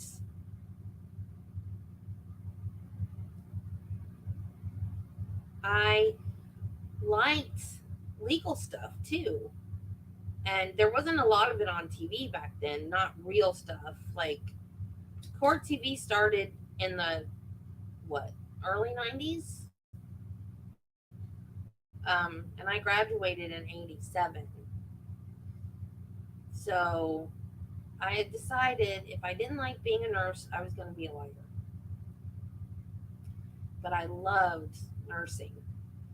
And now I watch this and I think, like, I really enjoy it, and I love it when I learn law stuff. You know, when I love it when I understand something. I particularly love it when I understand something and chat doesn't, and I can explain stuff to my chat, because sometimes I feel like I'm cheating y'all because I'm not a lawyer and I don't know. And if you guys have been watching it with a lawyer, you could get clued in.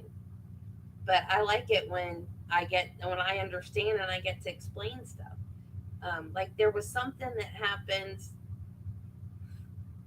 in the Sarah Boone trial that was like, I was like, oh no, he didn't. And everybody was like, what? What happened? And I explained it. And then I thought, did I overreact about that? So then after it was over for the day, I went over to ADB's to watch her reaction. No, it was during lunch. I went over to watch her reaction because I actually played her reaction to the same part at the beginning of the afternoon stream. I was like, watch, guys, watch. I didn't overreact. And I played EDB's reaction. And the only difference between hers and mine is she dropped the F-bomb. I was like, good. I understood it. I was right. But I look now, I watch now, and I'm like, well, two things. Number one, I would probably forget something really important and it would screw up my client, number one. And number two, back then, I am like a totally different person now because of my childhood trauma. Like, I'm starting to heal now. It's like way overdue, but I'm just now really, truly starting to heal. I was so beaten down and easily intimidated back then. There's no way I could have stood up to a judge and made an argument. There's no way.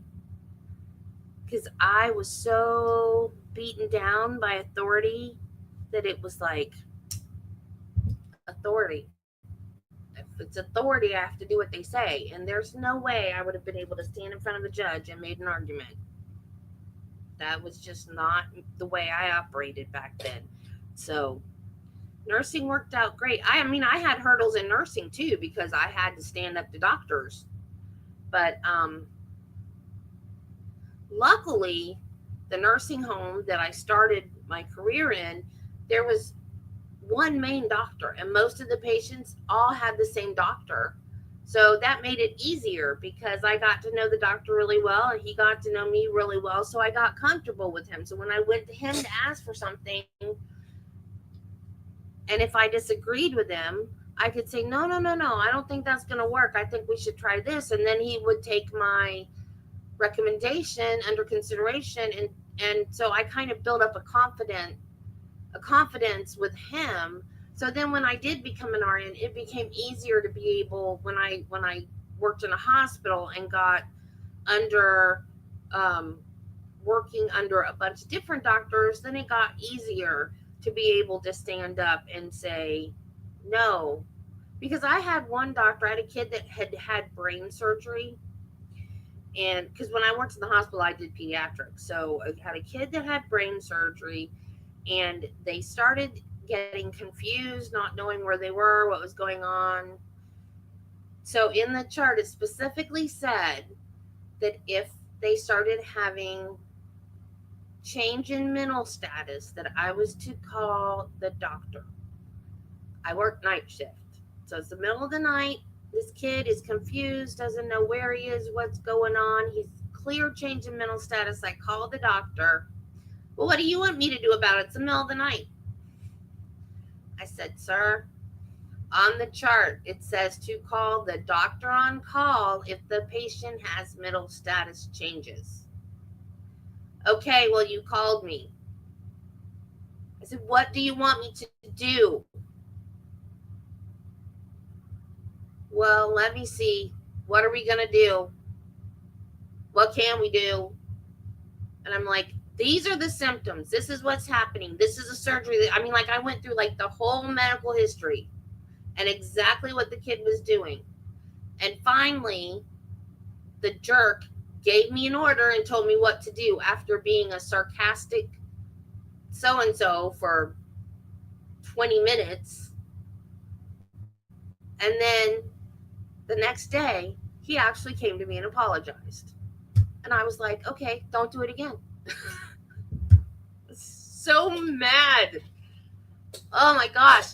But no, that was because when I became an RN, let me see, how old was I? Like late 20s, early 30s, because I had worked as an LPN for like 9 years before I went back to school. So because my plan was to be an be an LPN, go down, because I couldn't get right into RN school. So I was going to be an LPN for a year, go right back to RN school, and then be an RN. And I waited. I liked being an LPN in the nursing home so much that I waited, and it was good. It took me that much time to grow up enough to be able to take on the responsibility of being an RN.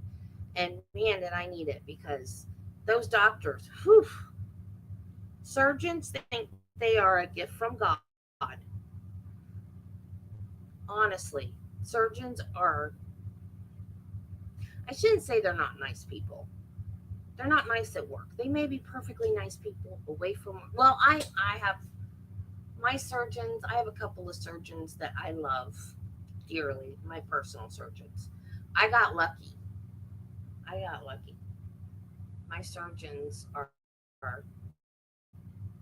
wonderful men.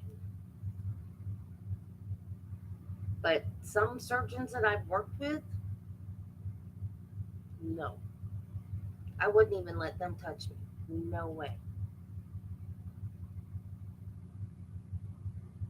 I can understand, not that I would ever be that way, but I can understand the God complex. I mean, you do have people's lives in your hands, but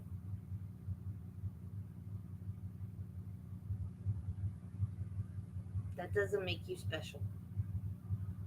You were taught how to do that, and other people are just as capable of you. That doesn't make you special because you can take out somebody's appendix.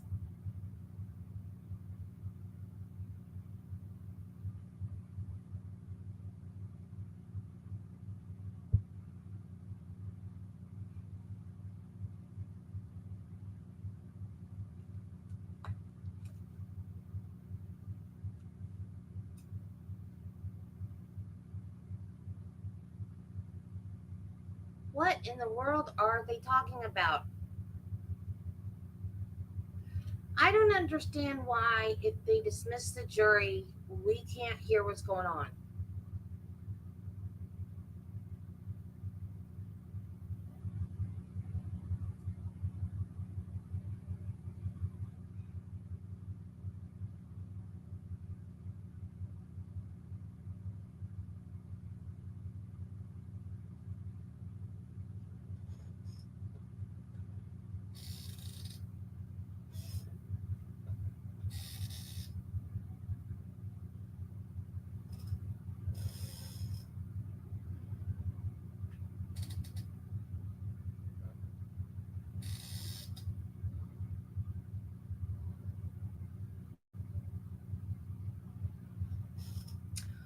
Ah, I didn't think of that.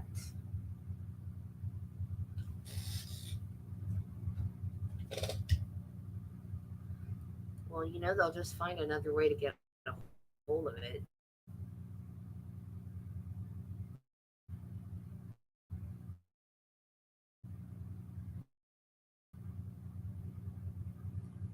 Come on, StreamYard. I got new internet for you.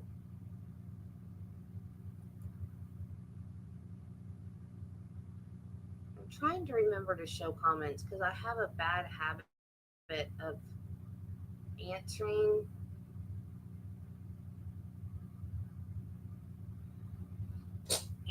your comments and forgetting to put them on the screen. And if anybody watches in replay, they're going to be, what's she talking about?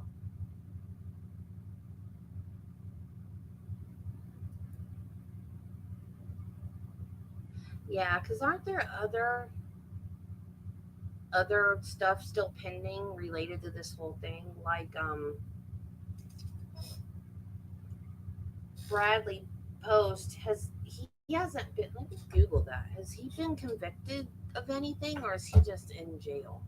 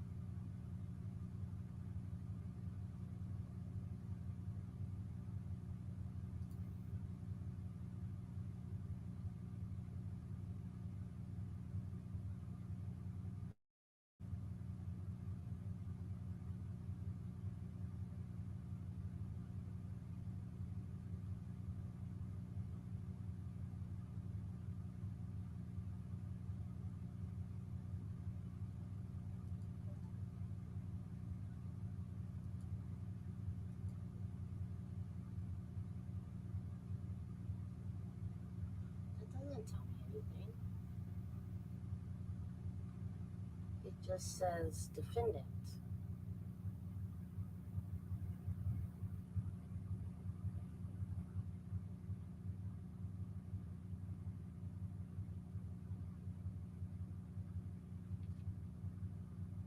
Doesn't tell me.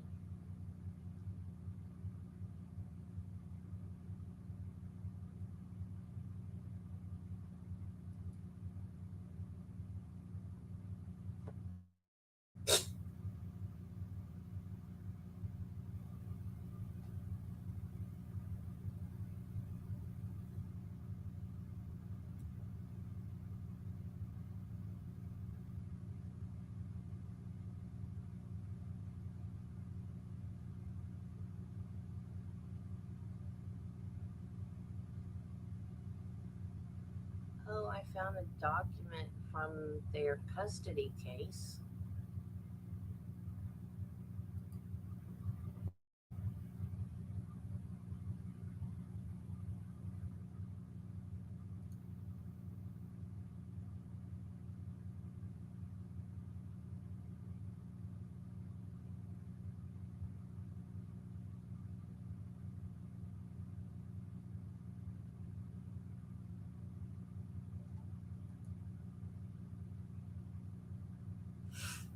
Just because, remember we were talking yesterday about how weird it is that her sister's name is Tina and her name is Christina? Her sister's name is Latina. Her name is Christina. I think that's what she said. Latina. Christina and Latina. I guess their mom wasn't really imaginative when it came to names.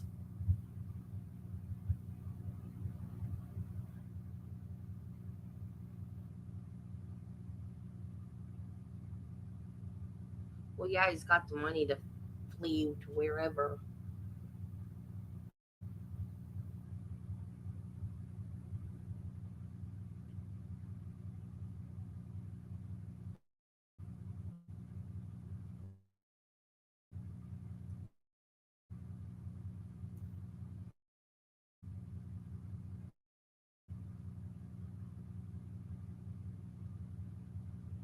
Now, I want to know if he pled guilty or if there's going to. Yeah, because I was like, I thought I heard wrong because they were like, oh, she lived with her sister Tina. And I was like, wait a minute. Her name's Christina and her sister name is Tina? Did I mishear that? Yeah.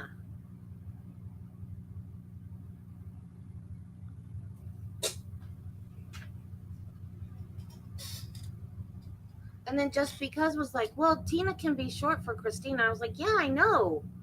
But her name is Christina and her sister's name is Tina. And then she got on the stand and she said, I thought she said her name was Latina and she went by Tina. I was like, oh yeah, George Foreman, all his names are, kids' names is George. I used to work with a lady that had 10 kids. Her husband's name was Rick and 2 of her sons' names were Rick.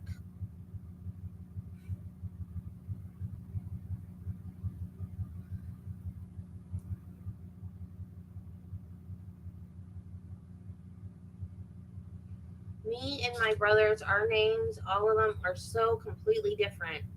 And still, my mother, I'm the only girl, my mother would call all of us.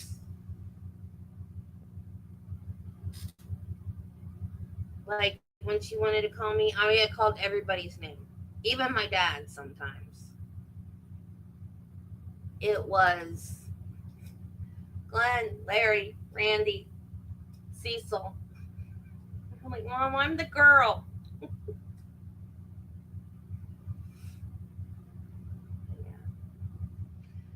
Glenn is the oldest. His dad's name was Ernest.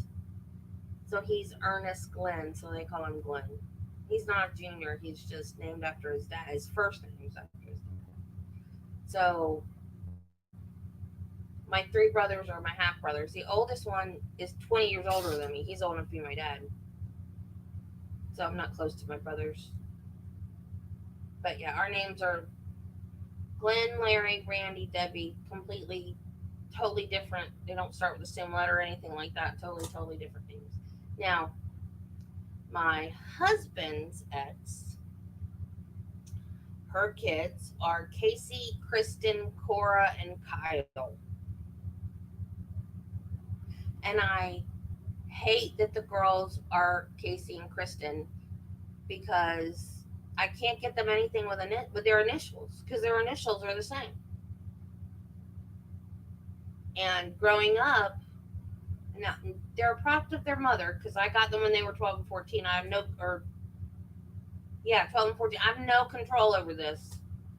For Christmas, I would have to buy them something similar. Like they all had, like if I bought a game, I had to get both of them a game, but it couldn't be the same game.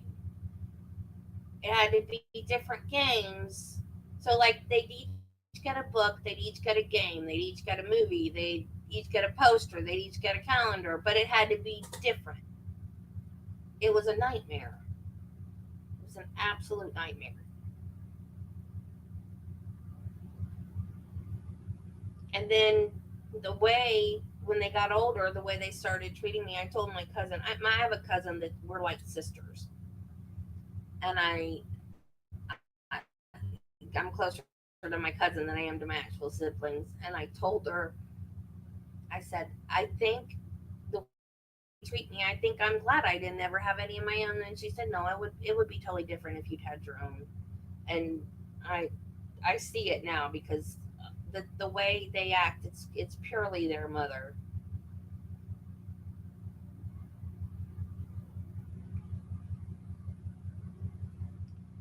But yeah, I don't understand. Don't understand. And it's spelled with a K, but well, the other two kids, their last name's Ashley, so they don't have the alliteration. Is it technically alliteration if it's different letters? Because it's Casey Cook, Kristen Cook. It's the K sound, but it's KC. But that's annoying to me. Extremely annoying to me.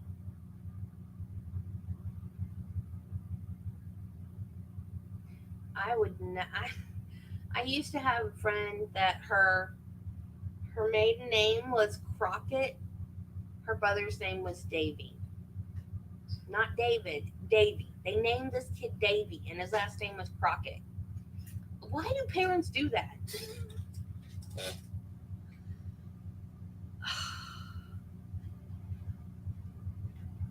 Hey, sweetie. Yeah, I don't know. I think about people that do that to their kids. I'm like, do they not think their kids are going to grow up and hate them because they got named a weird name? Or, you know, or like some of these really, really hard to spell names. My maiden name is hard to spell. It's not really hard to spell. It's one of those that you don't know how to spell it until someone asks you how to spell it. Um, and that was hell growing up. I prayed to marry a man with an easy last name, and I did. All I get asked now is there an E at the end? I don't ever have to spell out my whole last name anymore. Um, but so that that's not my parents' fault. They can't help the last name part.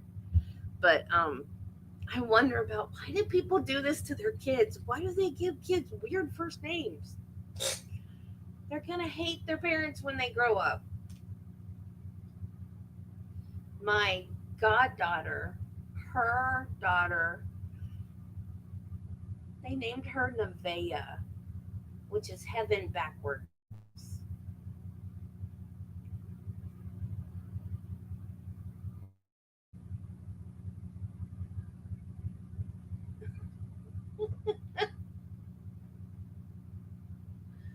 So So it has to be the same letter. It's not just the same sound.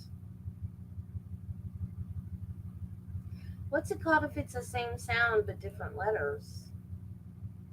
Is there a name for that?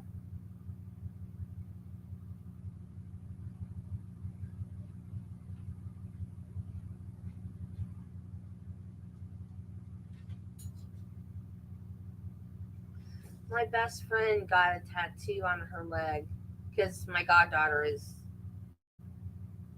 her mom, so Nevaeh is her granddaughter, so she got her name tattooed on her leg, and she got the N and the A both capitalized, so you can read it. It's on her thigh, so it goes like down her thigh, so you can read it either way. So it says heaven one way and Nevaeh the other way. And then she actually got like the footprints from her birth certificate, so it's the actual size of her footprints when she was born is tattooed on there. It's really pretty, but I'm not crazy about her name. I mean, it's not completely unheard of. I've heard of other people named Nevaeh. I just think it's a strange thing to name your child. But that's just my opinion.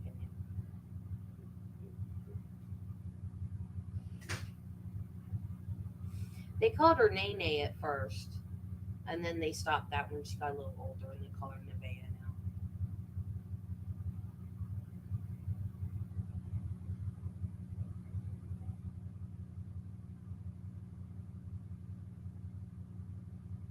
I would not want to be a member of the royal family. But if I was, I would embrace it though. Because I'm big about like family tradition type stuff. I'm just like, my mom was a hillbilly from Virginia. Her dad was, he was a mechanic. Like his official job was a mechanic, but he did work in the coal mines. Some he ran moonshine. My granddaddy was he was also an alcoholic, but he was a moonshine runner. To believe his first name was Jubal and his last name was Lee. Yeah, yeah, he would get bullied. Yeah, but my mom, her name was Anna Marie, and every time we would go back up into the mountains, oh, middle name.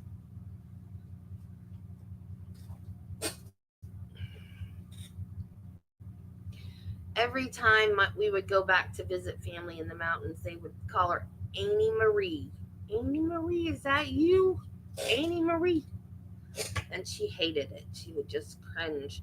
And the reason why I don't have a thick accent is because my mom did everything in her power to lose that accent. So when I was a kid and we went up there to visit, my great aunt, I remember this clearly. I got in trouble for the dumbest stuff when I was growing up. My great aunt they were having a conversation, and little kids are supposed to be seen and not heard, so I was sitting there being quiet and trying to behave.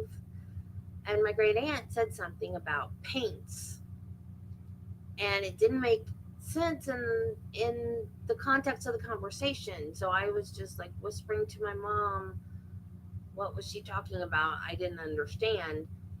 And she told me to be quiet, so I got quiet. And then when we got back to the house, I got yelled at because I was making fun of my great aunt.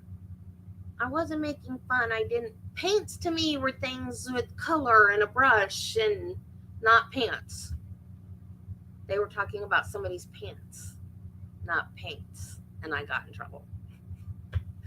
So that's why I have a Florida accent, which gets thicker if I want it to. If I'm just lazy or messing around and want to sound more southern or tired, not paying attention to my grammar, whatever. But because my dad, born and raised in Florida, and my mom's from the mountains of Virginia. Every once in a while, there's a YouTube channel that I watch.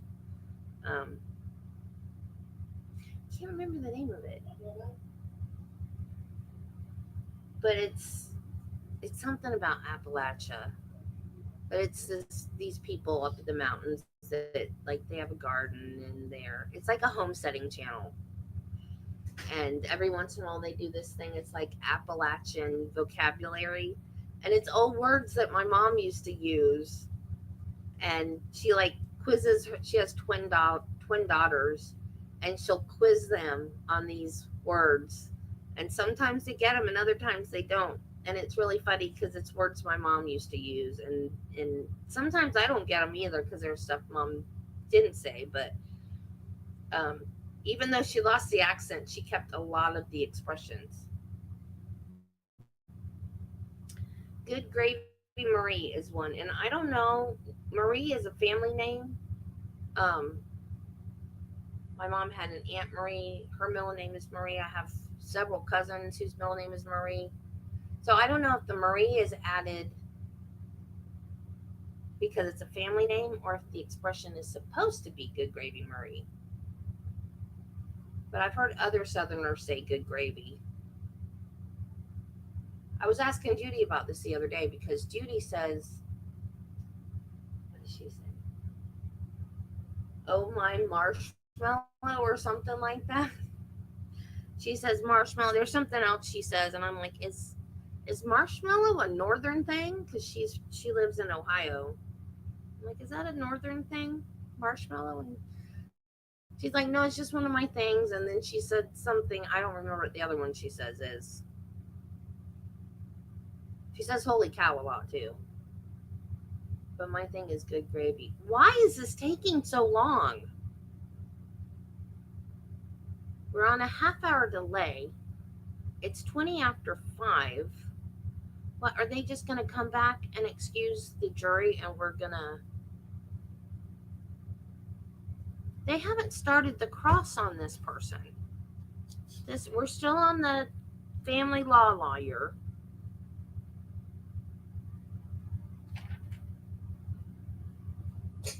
They excused the jury before cross.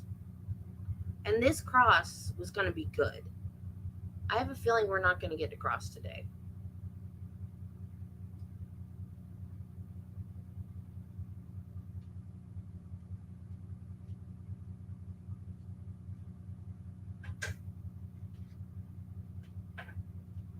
Are you in Texas, Kelly?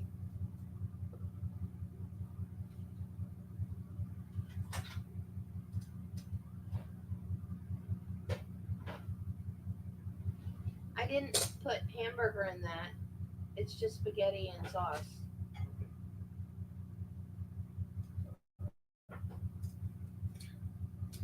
Oh, cool. I went to Texas when I was 4. We went, I don't remember where all we went because I was only 4. We went out west. We went like southern US, and then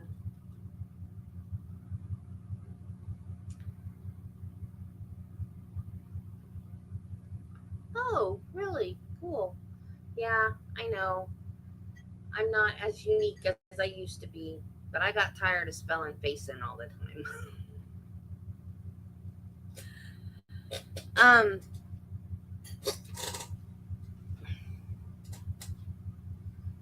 I want to say we went across the south and then just went up, but I think we kind of meandered around.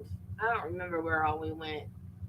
I've got pictures, and I don't know, like when you're 4, I don't know what I actually remember, and what I remember from like pictures and home movies and stuff. I do know that Vegas is completely different now than it was when I was there because I've seen the pictures and the movies. It was like, I have no idea. I don't know. Vegas was like shows and casinos. They didn't have like all the roller coasters and street performers and all that kind of stuff. It was it was bare looking compared to the way it looks on TV now. We went to Hollywood, but we didn't do the touristy stuff because I had a great aunt that lived out there. So I've seen the Hollywood sign, but I didn't get to go to. I said you took me out there when I was 4, and we didn't even go to Disneyland. What is wrong with you?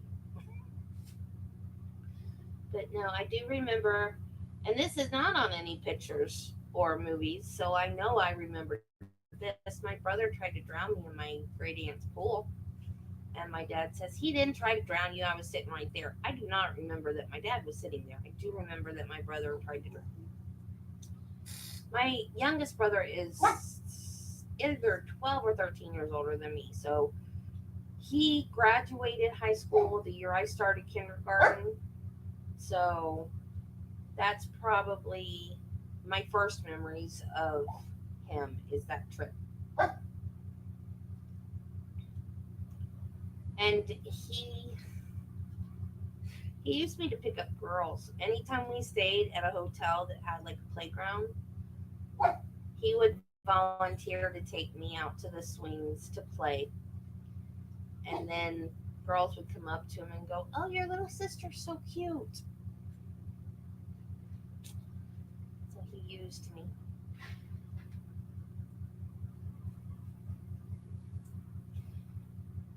First time I ever saw snow, we went to Oregon, and my mom had me in tennis shoes. Well, she said it was warm enough. We were in like short sleeve shirts, but it was snowing. So I was in just like regular canvas tennis shoes. So my feet got cold and I cried. So I didn't like snow the first time I saw it.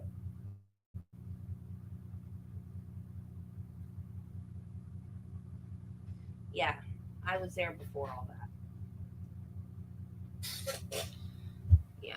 So I don't know, like, I don't know. Maybe you could, I was going to say I don't know the real Vegas, but maybe I do. Maybe that's, well, I mean, I was 4. I didn't go anywhere. I was in the hotel. I guess I was in the hotel room. To be honest, I don't know where I was. Because according to my parents, okay, my parents' story is that Randy kept getting run out of the casinos because he wasn't old enough to be there and he kept sneaking in. And my parents and grandmother, it's a good thing I was only 4 because if I was older, that would have been one miserable road trip. Because my grandmother went with us, and my brother, and mom and dad. I was so little, I could climb between the seat of the car and the door. This is back before kids were made to be put in car seats. So I would climb between or crawl between the door and the side of the car and get up front and sit in my mom's lap because I didn't want to be in the back seat with my grandmother and my brother.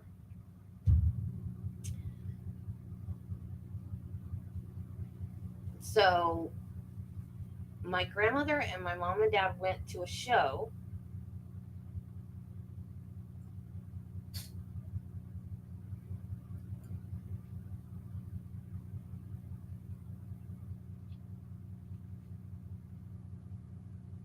Oh, yeah.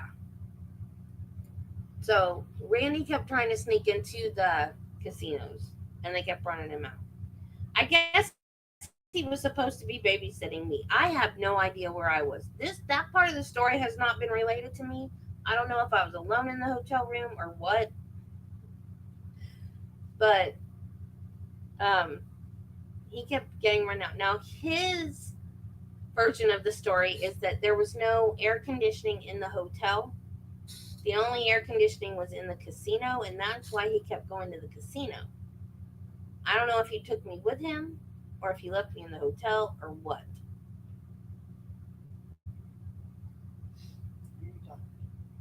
I'm talking to my chat while I'm waiting for this sidebar to be over. No, I know you don't hear anybody talking because they're typing to me. No, I'm sitting here talking to myself, honey.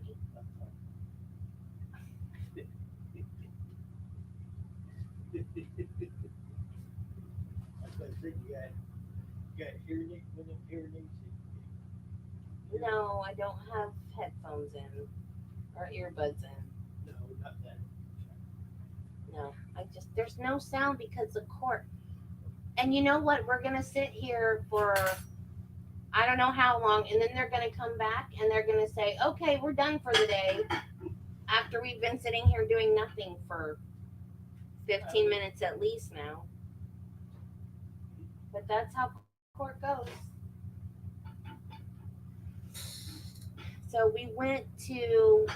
Oh, we were all asleep when we passed by the Grand Canyon, so my dad chose not to wake us up and stop. Been to the Hoover Dam. One place we went that for some reason we didn't take pictures. There was, yeah, it's 5:30, so he's probably going to come back and say, "We'll continue this tomorrow."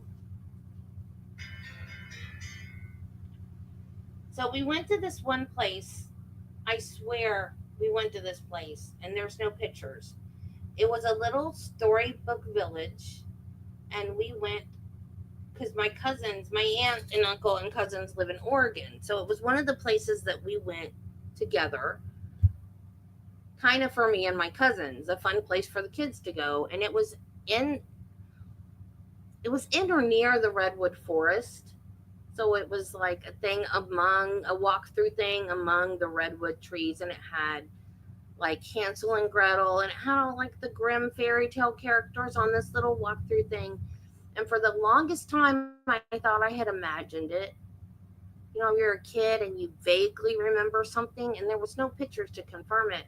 Well, one day I was watching YouTube, just like flipping through, checking out different videos, just browsing, and I came across a video about it. And I was like, oh my God, it is real. You remember something, did somebody else tell me about it, And I was like, oh wow, that was a real place. I really did go there. So, and then I think the whole trip was because there was like a family reunion in Oregon, and then my middle brother Larry, had just gotten married in Washington. He was in the service, and he got married, but Dad wasn't able to get away from work at the time, so we couldn't go for the wedding. So this was like right after the wedding, so we did the family reunion and then visited him right after. What? Oh, I don't need an Apple AirTag, Best Buy.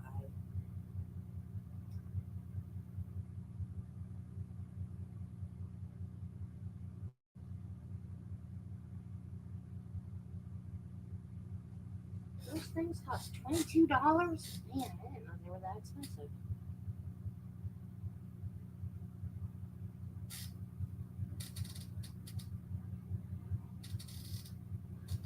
So that was the only time I've been to Texas. Oh, we saw the Painted Desert.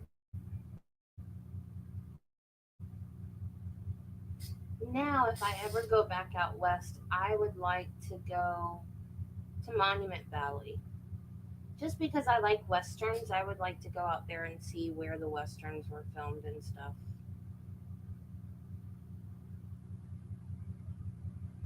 And I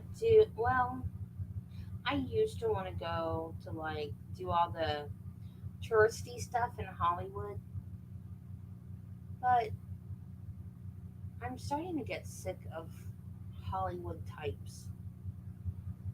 because they don't think of themselves as people that just do a job. They think that they think, I don't know, maybe I should shut up. But they think more of themselves than they should, and I'm over it.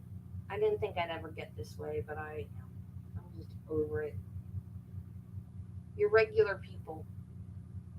You wouldn't be famous if it weren't for us, so get over yourselves.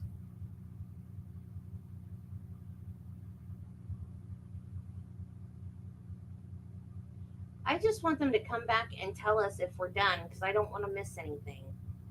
I have never talked so much during a trial than I have this one. They just keep us hanging. It's rude. They're rude.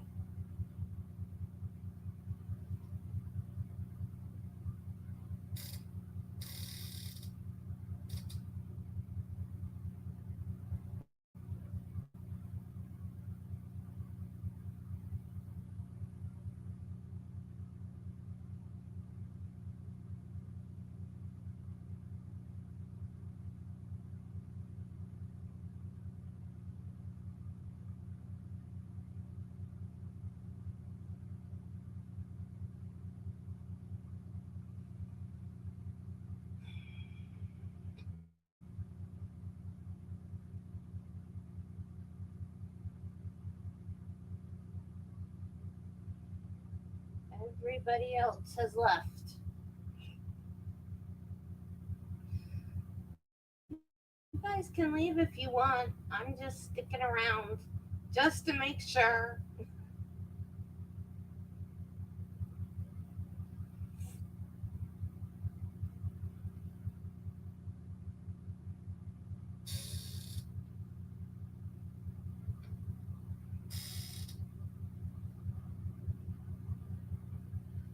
Oh, that is cool.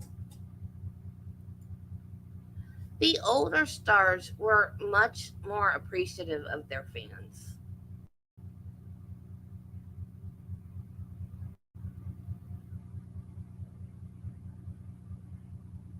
They really were. They were much, much more appreciative of their fans. They knew. They knew. We're the reason why they're famous. But stars today, I mean, I said this online yesterday, but I think it was in the part that I cut out. But I'm going to say it again. I loved it when Taylor Swift got booed at the Super Bowl. I was on the phone with my cousin the other night and I was like, I'm so upset. Selena Gomez was the only pop star that I still liked. And then she had to do something stupid too. And, you know, I don't care what their political views are. They can have any political view they want. I don't care. They don't need to be spouting it off in public.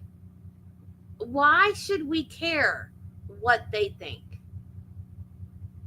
I like your music. I don't care what you think. Oh, cool.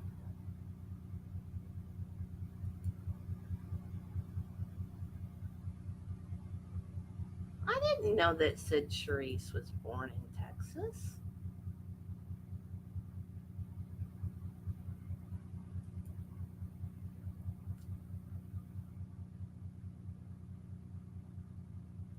Yeah, I used to watch old stuff with my mom.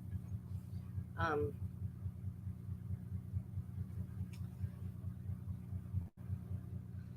Dang, I forgot his name.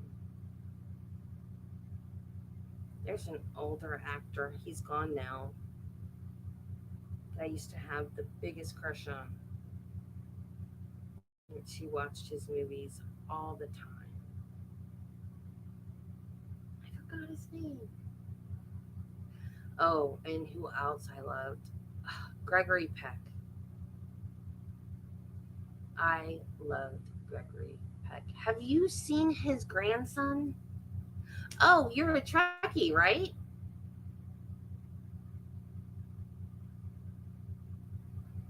His grandson plays Spock now on the new Star Trek series. Looks just like him.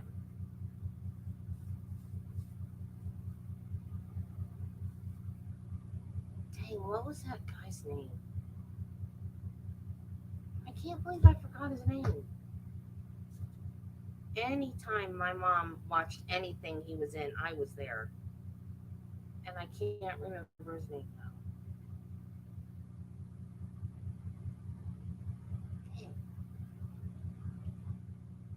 Ann Miller, Ginger Rogers. They were all from Texas. Wow.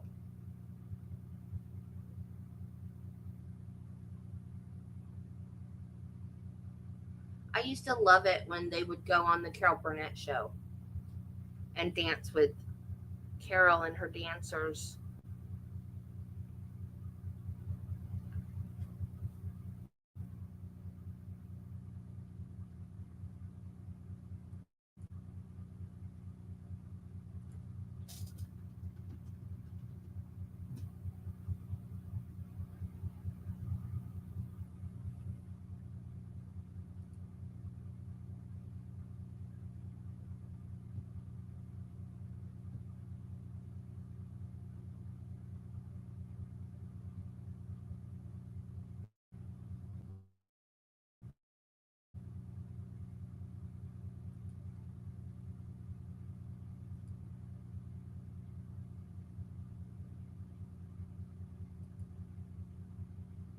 Here he is. Oh, that is so cool. See how much he looks like his granddad?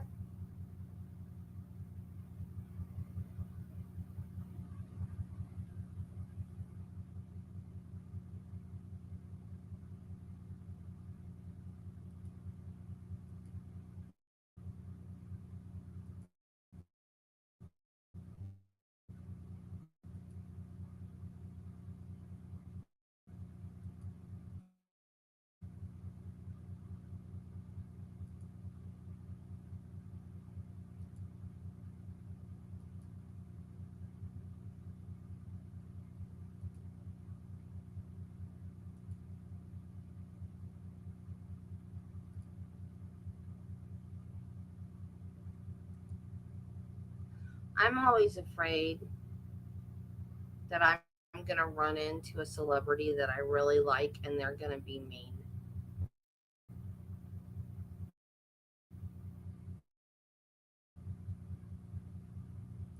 Don't meet your heroes. But, like I said, I'm kind of over that now. I don't even know that I would say anything to one if I saw them.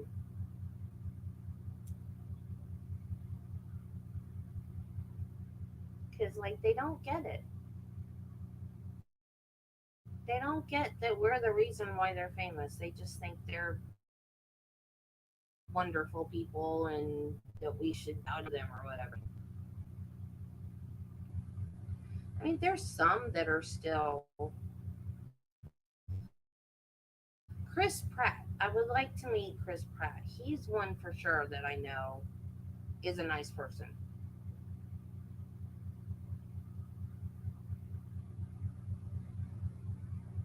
Or so I've heard. I don't know for sure. I've heard is a nice person.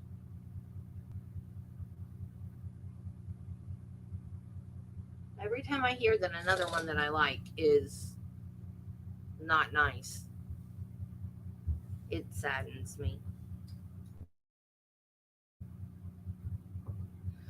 I heard that Andy Griffith was not a nice person. Of all people, you would think he would have been a really nice person.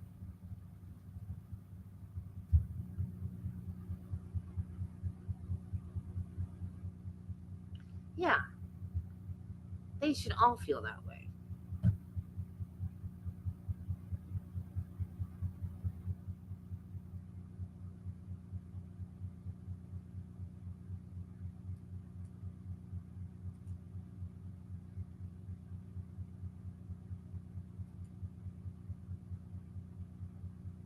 Come on, Judge. Just come on and tell us it's over for the day.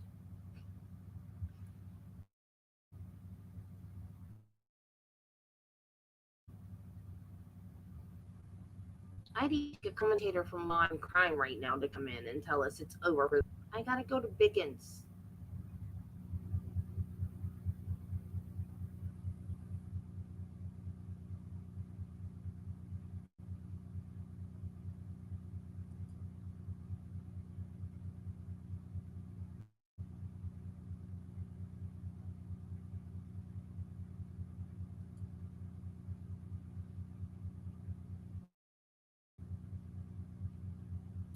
Kelly, do you remember William Devane?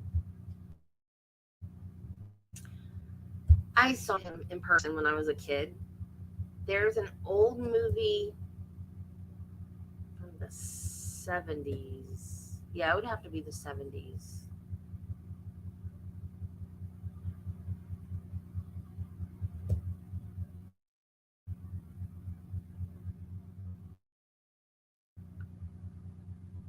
I just saw him, I think. There's an old movie called Honky Tonk Freeway, and it was filmed in Sarasota, or close to Sarasota, like close enough that we could hear. They blew up an overpass. They were building an overpass addition to I-75, and they blew it. They built it like not like a sturdy build, because the movie was about a small town where they were building an overpass that was going to bypass the small town, and they wanted it where it would not bypass the small town. That's what was the whole premise of the movie. So they painted the whole town pink, this small town. And my friend's dad was a fireman, and he helped them paint the town, the little outlying town close to Sarasota. And they said that he came home with pink paint on his fireman boots. And they blew up this overpass, and we heard it in the middle of the night. It woke us up. And the actor in Sarasota, and my dad was a highway patrolman, and he was working security or something like that for the movie or the hotel or something, like as a part-time gig. So we were there to pick up his check, and we see William Devane. I'm a kid. I have no idea. I'm like 10, 12 years old. I have no idea who this man is. Go ask him for his autograph. And I'm like, I don't know who that is. I don't want his autograph. Go ask him for his autograph. I'm like, no. And she wouldn't do it. I'm like, you go ask him for his autograph. And she wouldn't do it. And I wouldn't do it because I didn't know who he was. If it had been somebody that I had known, William Sanderson. Jason Priestley's nice, cool. Charlie O'Connell. That name sounds familiar.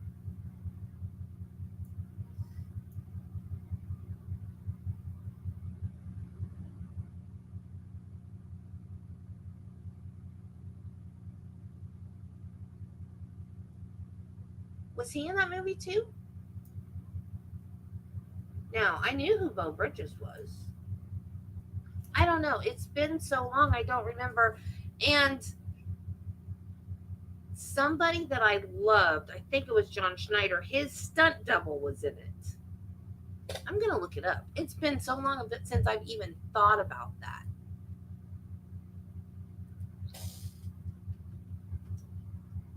I never saw the movie. I just knew about it because the blowing up the overpass woke me up in the middle of the night. And I saw William Devane.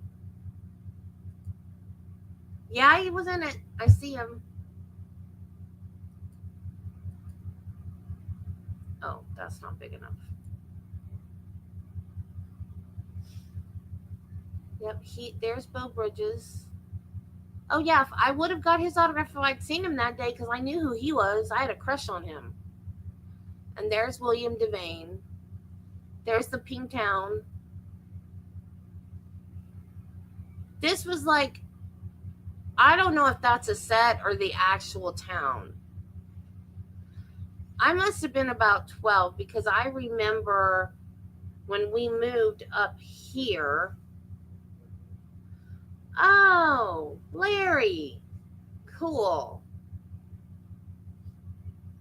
Okay, that's who I thought you were talking about.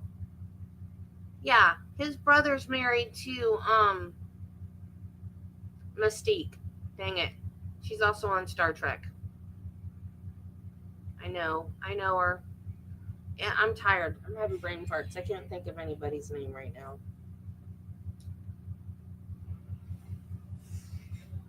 Used to be married to John Stamos.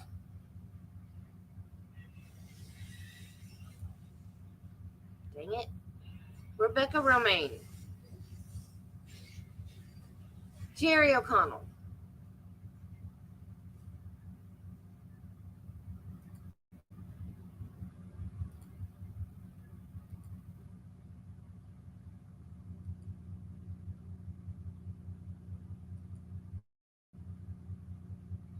Jeannie Francis. Yes, she's married to Jonathan Frakes. Don't mind me. I Star Trek. That's how I reference most things in my life by Star Trek. No, I was thinking when you said Charlie O'Connell, I was thinking of the right person. I just wasn't 100% sure, and I did not want to embarrass myself.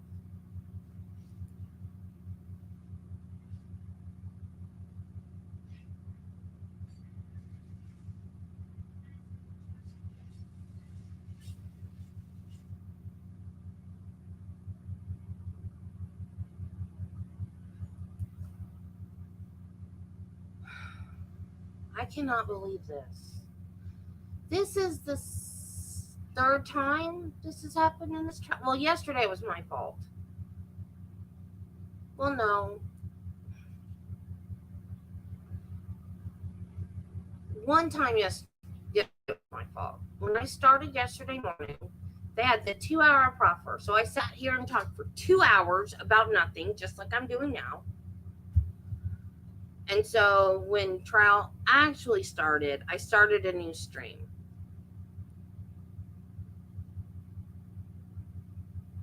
Yeah, I can believe that. Yeah, I'm fixing to pick up my marbles and go home too because this is going to be ridiculous.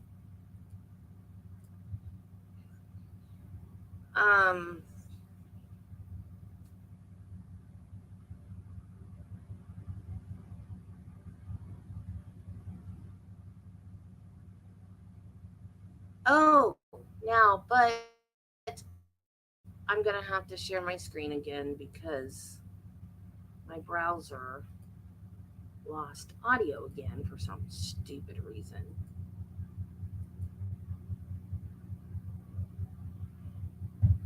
Okay, now tell us we're going home.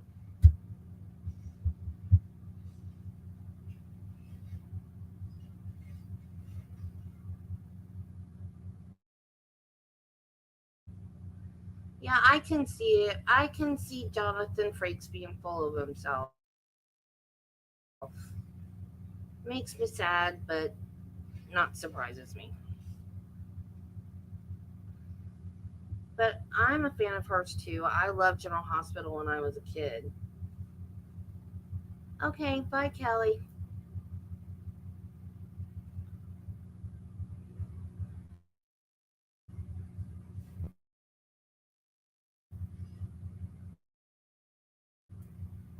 So yesterday, because I forgot about the 30-minute delay, that 30 minutes of me talking, that was my fault. But at the beginning of yesterday and this has not been my fault.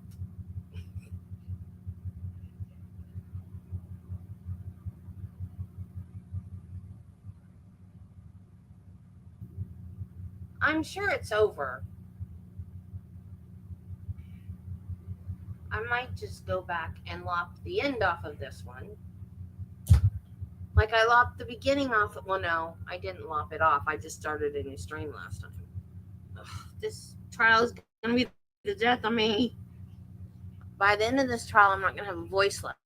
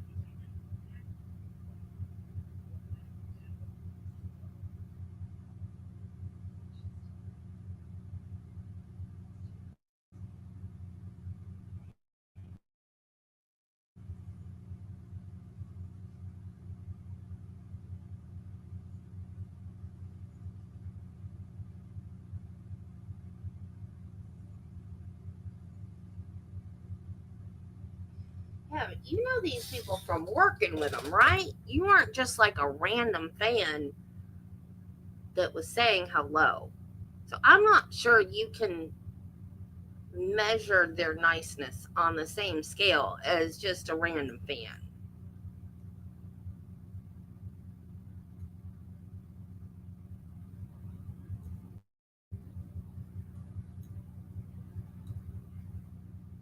Which is sad. Because they should treat everybody nice, especially the people they work with.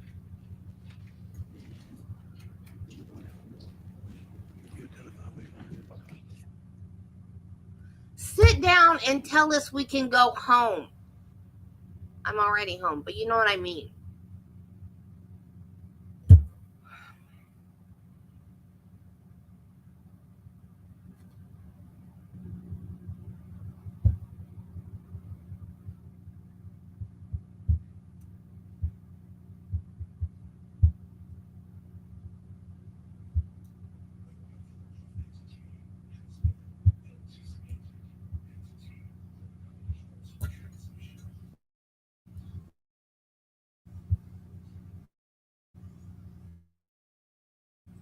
I hope my husband is playing a video game, because if he's not, he's watching something with a demon on it. I'm an entity that blah, blah, blah.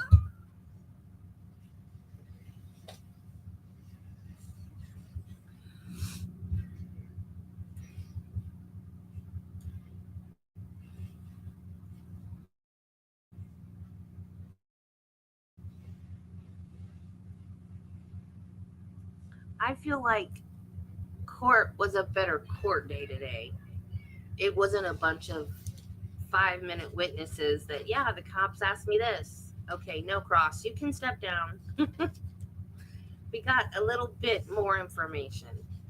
And this witness, I was enjoying very much until I need to discuss something out of the presence of the jury. Can y'all go to the...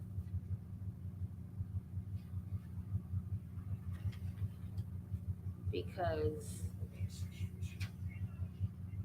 John Mello is a horrible person.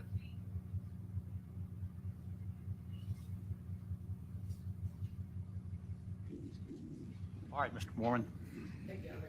Well, yeah, that's true. Just a few questions. It's gonna be short. On direct examination, you testified, I believe that as part of your job as a guardian ad litem was to familiarize yourself with the course of litigation and prior cases, is that correct? Yes. And isn't it true that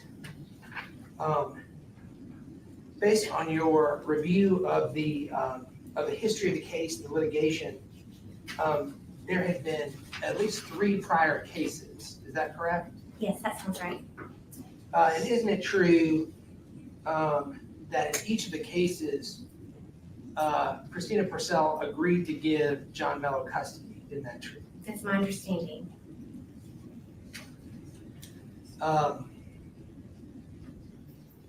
You were asked a little bit about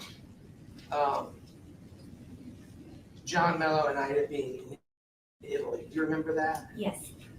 And as part of your duties as the guardian ad litem during this period, was it your obligation to familiarize yourself just a little bit with what was going on with the litigation in Italy? With the Hague Convention? And just in general terms, what the status was of the litigation, what the outcome was? Yes, I was following that. Yes. Based on your interaction with Christina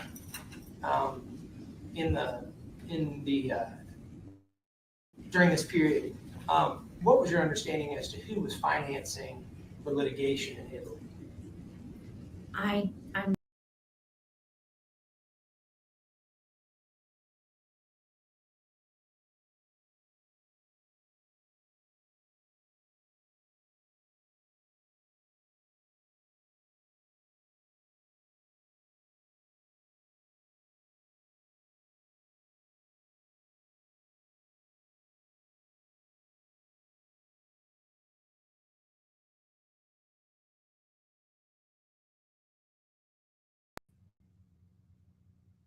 Why?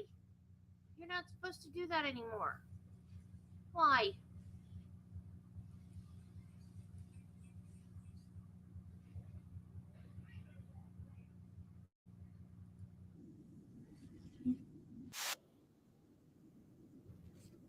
that part.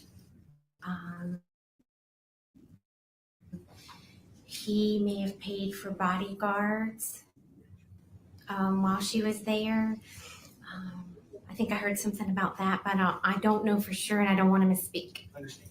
But you think he was helping finance litigation in the States? Possibly. I've definitely heard that. I don't have anything else. We would ask Ms. Cornwell to remain under subpoena and be there. Okay. Any redirect? Nothing from the state. Okay. You may step down. Thank you. Quick witness. No, Your Honor. I was gonna say, All right, ladies and gentlemen of the jury, I want to thank you again. Sometimes I have to ask you to step out just because I have certain matters that I need to take up with the attorneys. And if you weren't here, I wouldn't be able to, so, or if you were in here, I would not be able to get into all those details. I just, again, want to thank you. I told you I sound like a broken record, but again, I just can't stress how important it is that you are prohibited from watching any TV coverage, any type of news, and just for the integrity of this trial, justice and fairness to the defendant and state, that you're only to consider the evidence that comes in for this courtroom. And again, not to discuss it among yourselves or anybody, okay? We will be back at 9:30 in the morning. And again, I am so grateful for each and every one of you for your service. Thanks. and we will be back at 10 in the morning. So I will see y'all then. I don't care if the lawyers are going to say squat right now, because I am a little upset that they wasted so much time. Why would she, yeah, I was wondering that too, just because why would she need bodyguards in Italy?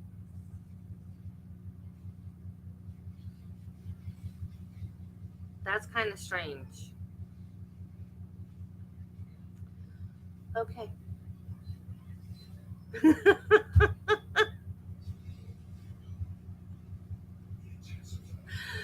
Bye, love. I will see you tomorrow. Have a good evening. Bye.